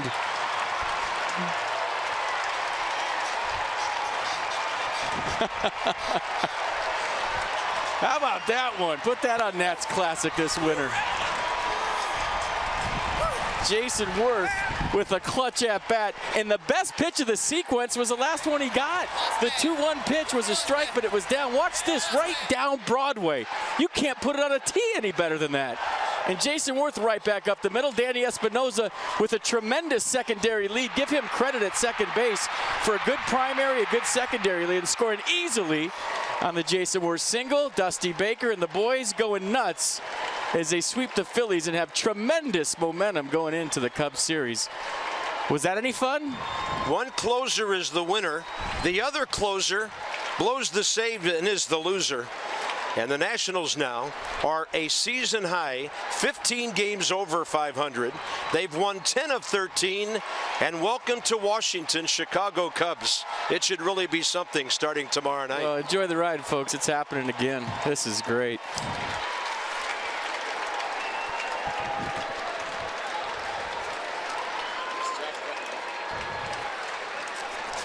Jonathan Papelbon with the win goes 1-2 on the season. Gomez with the loss, he's 2-2. And with Jason Worth, here's Dan. Thank you very much, Bob. Oh, he'll take it.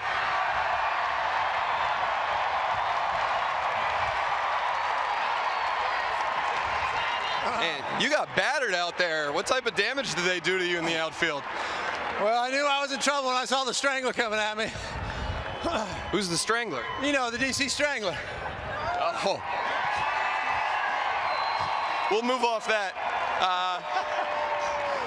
Jason, you get to 2-2 in that at bat against Gomez. What are you looking for? You know, you're getting deep into that bat, and he doesn't want to go to 3-2. I'm imagining. Yeah, I mean, this time of day it's tough to see, so I wanted to see a pitch. I got a strike call on the second strike, and I knew I had to battle after that. He can't really stay with the fastball, and we got him. We got him.